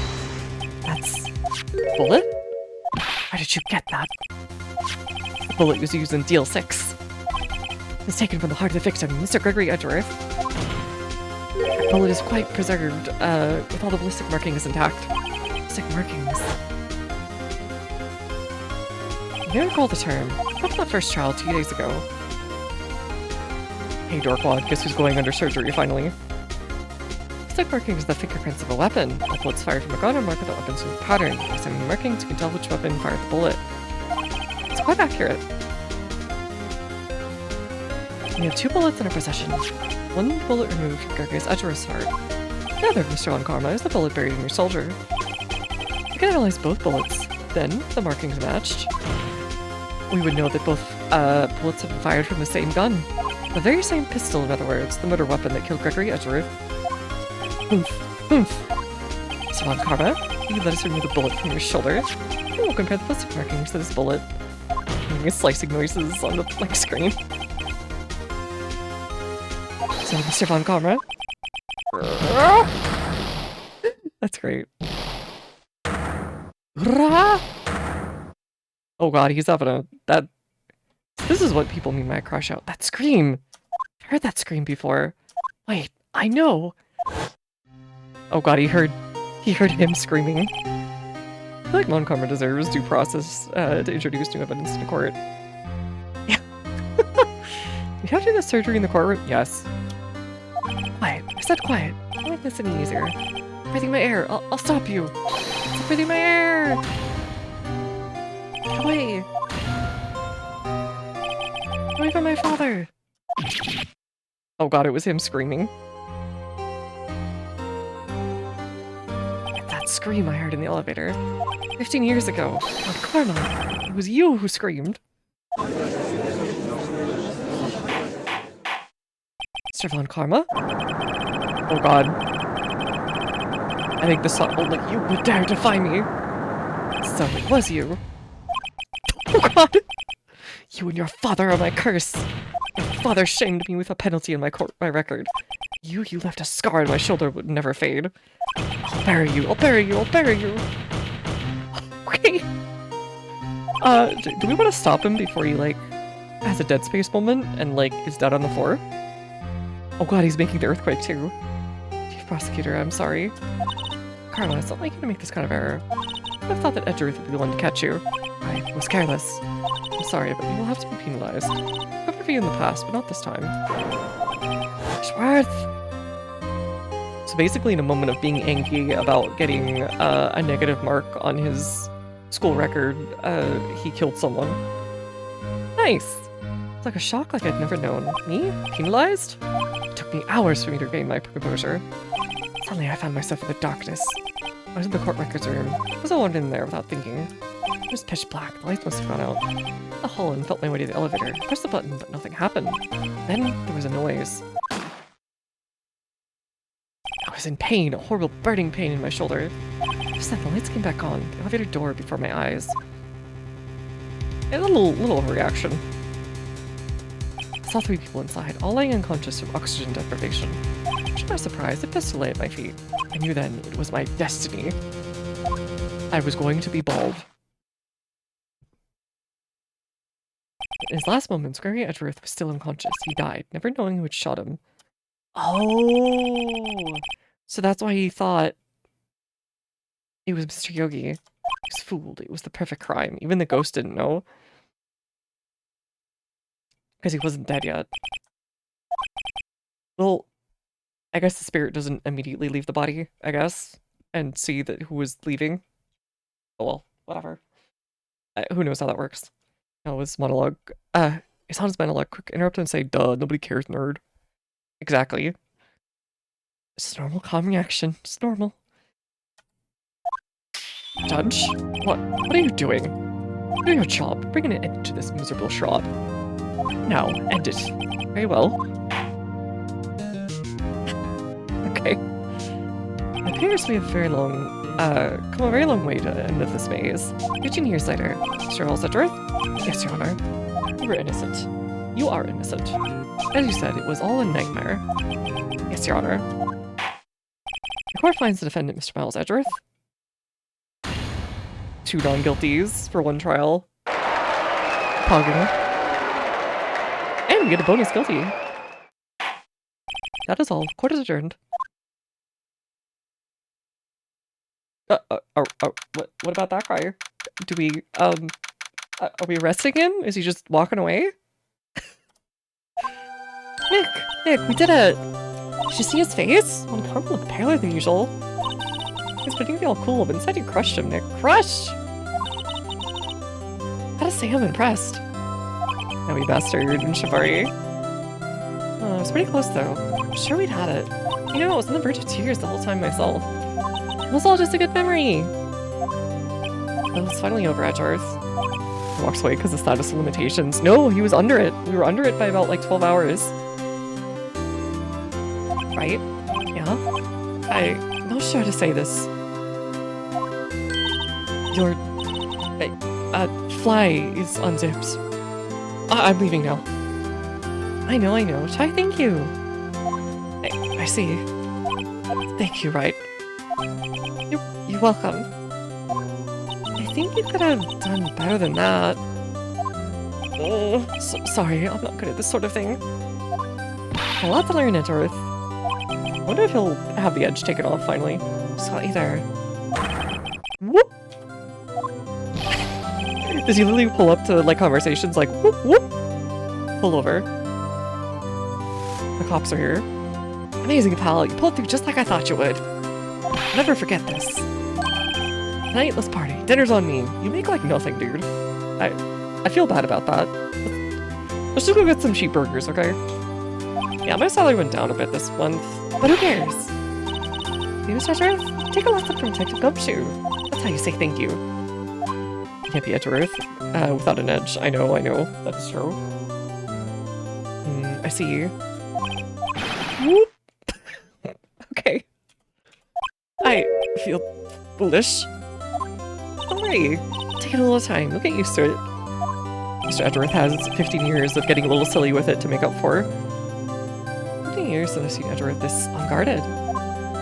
Hey y'all. Hey, Lotta's back. Lotta! Y'all were great in there. Thank you. Yo, Edgeworth, congrats! Thank y'all very much. I knew you were innocent from the start, of course. Just look at you. You wouldn't stick your hand in the cookie jar even if no one was there. Well, bless her heart, I know what she means. You were the witness on the first day of the trial, weren't you? Yeah, well, let bygones be bygones, eh? Speaking of which, what are you doing now, Lotta? Who, me? Oh, I went back to college. And back in the days when you could just like leave for a year and then be like, hey, I'm back. I gave up trying to be an investigative photographer pretty quick. That was some pretty expensive equipment. I hope you got a good price for it at least. I think that's too bad. Huh? That the hot dog guy from the park? Huh? It's over, Nick. My life is over. Why is that face, Larry? Oh god, did he get dumped again? Oh, Nick. I'm not long for this world. You don't look sick. It's Fiance, she's going to live in Paris. Paris, Nick. She's leaving me behind. Should've seen that coming. No, Edgy, there you are. Okay. He kind of flips his switch, like switching gears on a car. Yes, here I am. Congrats, Edgy. Here, a little gift for me in celebration. It's unusual for you. Hairy butts. You come along too, my treat, pal. Huh? Thanks, look forward to it. Oh, Nick, that's a stupid question to me. He says treat, that's like not police talk for prison food, right? A smarter cop, maybe. Not him. I think you'll be fine, Larry. Right. Yeah? What's up? That envelope that Larry gave me, it's got money in it. Well, yeah, that's not what... That's strange. We'll give money away to celebrate sometimes. It's $38, right? I friggin' knew it. I knew it. Leg sweep. Wake up, super. Huh? What a weird amount. I mean, it's not a little, but it's not a lot either. $8 exactly? Yeah, Nick! Isn't that the exact amount of lunch money that was stolen from Mr. Edgeworth in school? Character is gonna come say, where does this Game's End? I think it was the original Game's End, actually. $38. No. No, Larry, it was you. He's just priced it outright. Huh? He was absent that day from school, right? Doesn't automatically rule him out as a suspect. What? Think back to that day 15 years ago. Larry took the day off, but he was bored, so he came into school anyway. Larry saw the money lying, and the rest is history. I was never good at history. Look, you can't woo your way out of this one, okay, but... Okay, maybe you can, actually. Edgeworth, you didn't know, did you? I suspected. I could just picture Larry protecting me like he did that day. Oh god, that's it. Everyone else was saying you did it. The whole class was against you, remember? Yeah, too well. Right, you may not know this, but we used to have a saying back in school. When something smells, it's usually the butts. I know. Really right, I'm surprised you didn't figure it out. Well, this sure is an unexpected turn of events, eh? Edgeworth? Hmm? You should have told me. No, Nick, it was 15 years ago. Do you think the statute of limitations has run out? I'd say so, yes. There you have it. Where does that leave me? I became a defense attorney because of what you two did. Well, you always have been something of an insufferable emotionalist. Watch you go out of it live in 4K. Caught in 4K. Immediately is out of it in like 8K. Immediately manages to go out of it. SMH. Ah, alas. Yeah, you worked up too easily, too. That sentence for both of you. If only I'd known I'd become a prosecutor. Same goes for me, only the other way around. Longest time I thought I might have killed my own father. Thought I might be a criminal. I became a prosecutor in part to punish myself. If I'd known the truth, I might have become a defense attorney. Sorry. Want to switch, right? Hey, y'all. Why not? I'll take a photo. Oh, we get to do like 80s photos montage time. Photo time! Let's go! After that, dinner on me! Detective Gumshoe took us out in the town that night, celebrated Edgeworth's newfound freedom, even though Edgeworth himself was still in detention. Oh, okay. They didn't release him immediately after being declared innocent?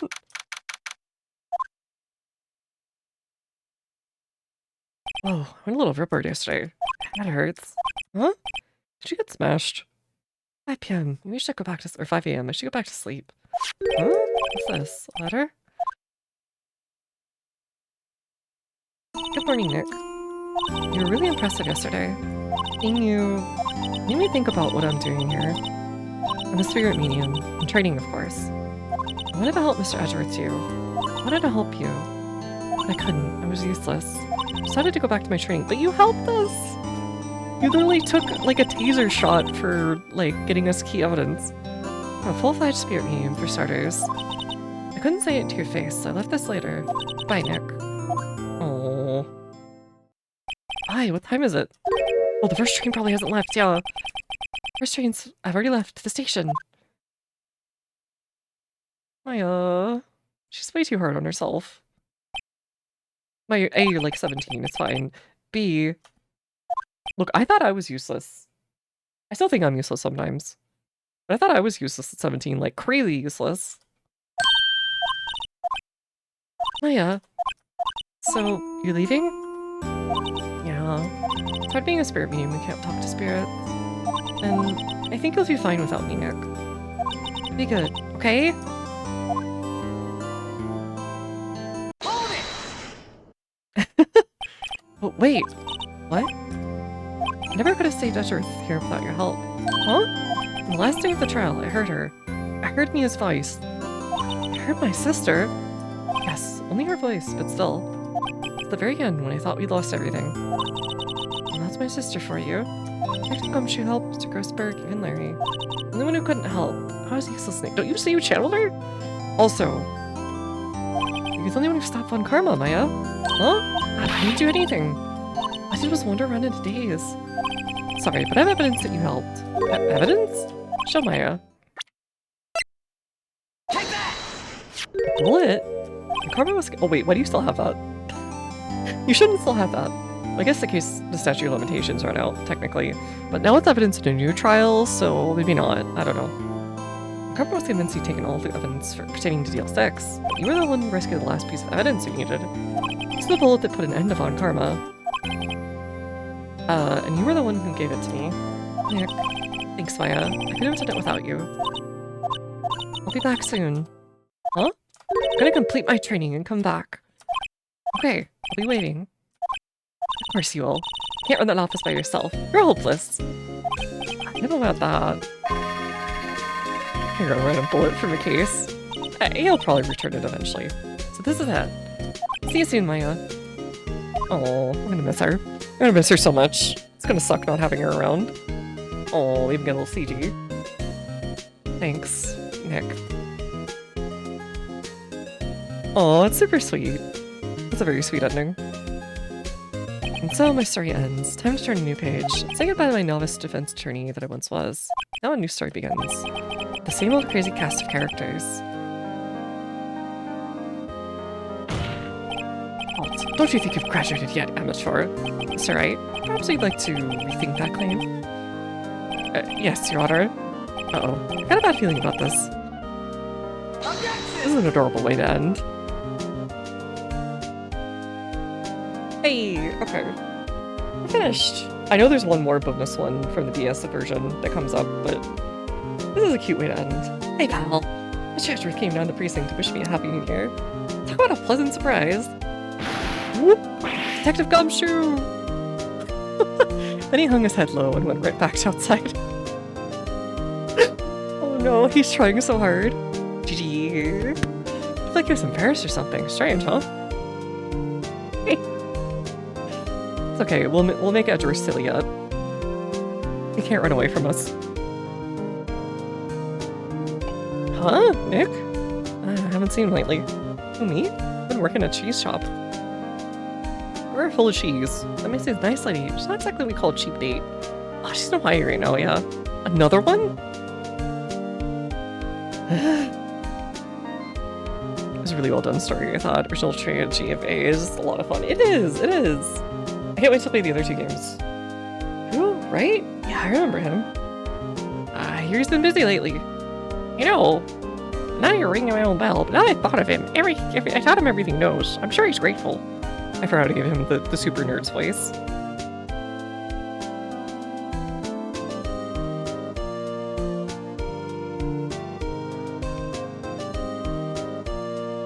Phoenix Wright?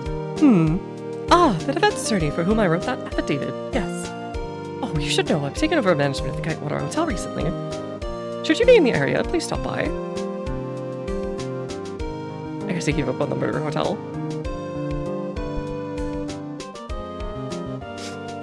It's okay, this was before true crime got big, I think.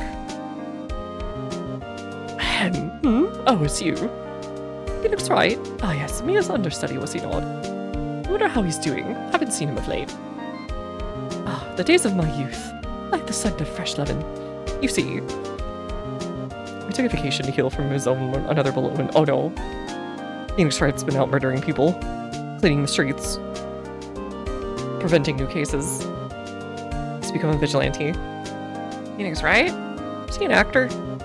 Well, I'm not buying it. Can't be a star with a name like Phoenix. Do you know that they're putting on DVD box sets thing using it nowadays? You know that DVD? Why? Everything nowadays I'm supposed to keep it all sane.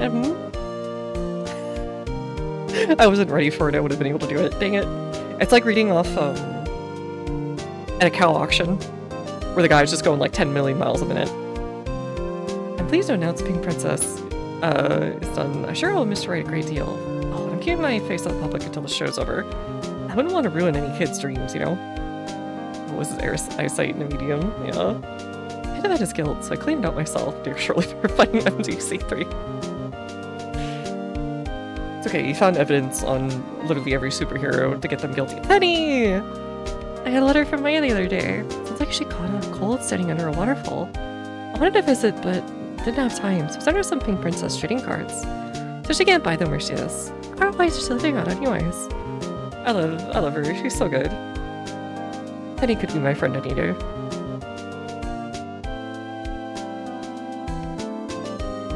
think she's even smaller than I am, like, dear lord. Right? Who's that? You want to talk? It's a big princess, alright? But you know, I snuck into the studio the other day, and I saw her, the one inside the Pink Princess, dude. Oh, what a dog. Kind of a shock for a boy my tender age. They're all slowly turning California because of the, like, weird combination of places they've done with this game. Yeah, I remember, right? Lawyer guy. Huh? Me? I've been training to become a paranormal photographer. You know that picture I took of everyone? Well, just behind them, there's a ghost. The real. Now that's talent. I'm gonna be famous.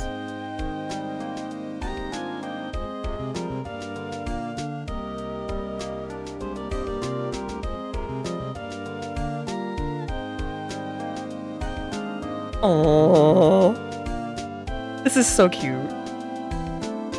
The Japanese version, maybe it says like Daishori or something. Or Katsuda or something. I don't know what you'd say. Probably Daishori. Hold it! Right, this is the one they made for, I think, after the DS games. So it's got like a bunch of new mechanics in it.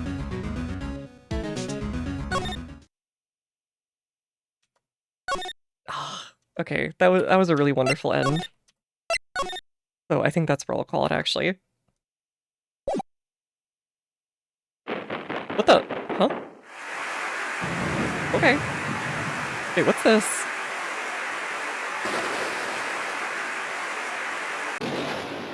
Huh? Oh, is it like a preview for the next thing? Oh god, they have 3D. They've got some really, silly looking 3D. It's Parallax. What is going on here? Oh, it's a preview for the next case, I guess.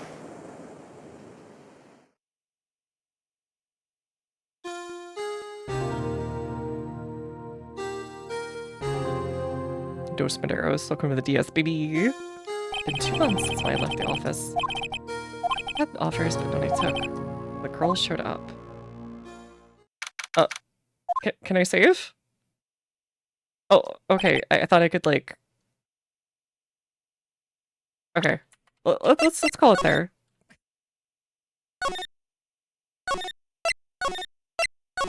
We can rewatch the video next time. But yeah. Thanks everyone who, oh, can I go back to... I can't go back to the main menu. Rip. Oh, hold on. But yeah, thanks for hanging out. Appreciate everybody's company. I appreciate y'all hanging out with me and, lurking, chatting, following. Thank you for the raid earlier, from Perry. Thank you everyone who, had even a little bit of time with me. I really do appreciate it, and I'm really enjoying it. I will definitely finish that last case, then I'll probably take a break of a few weeks from, Ace Attorney, because there's a lot of voicing text. And then we'll do the next game after that, and then probably have the same break and do the next game after that. So we'll get through the whole trilogy over the next couple months, probably. And yeah, thanks for hanging out. I will... Do I want to do anything else today? I don't know. Probably not.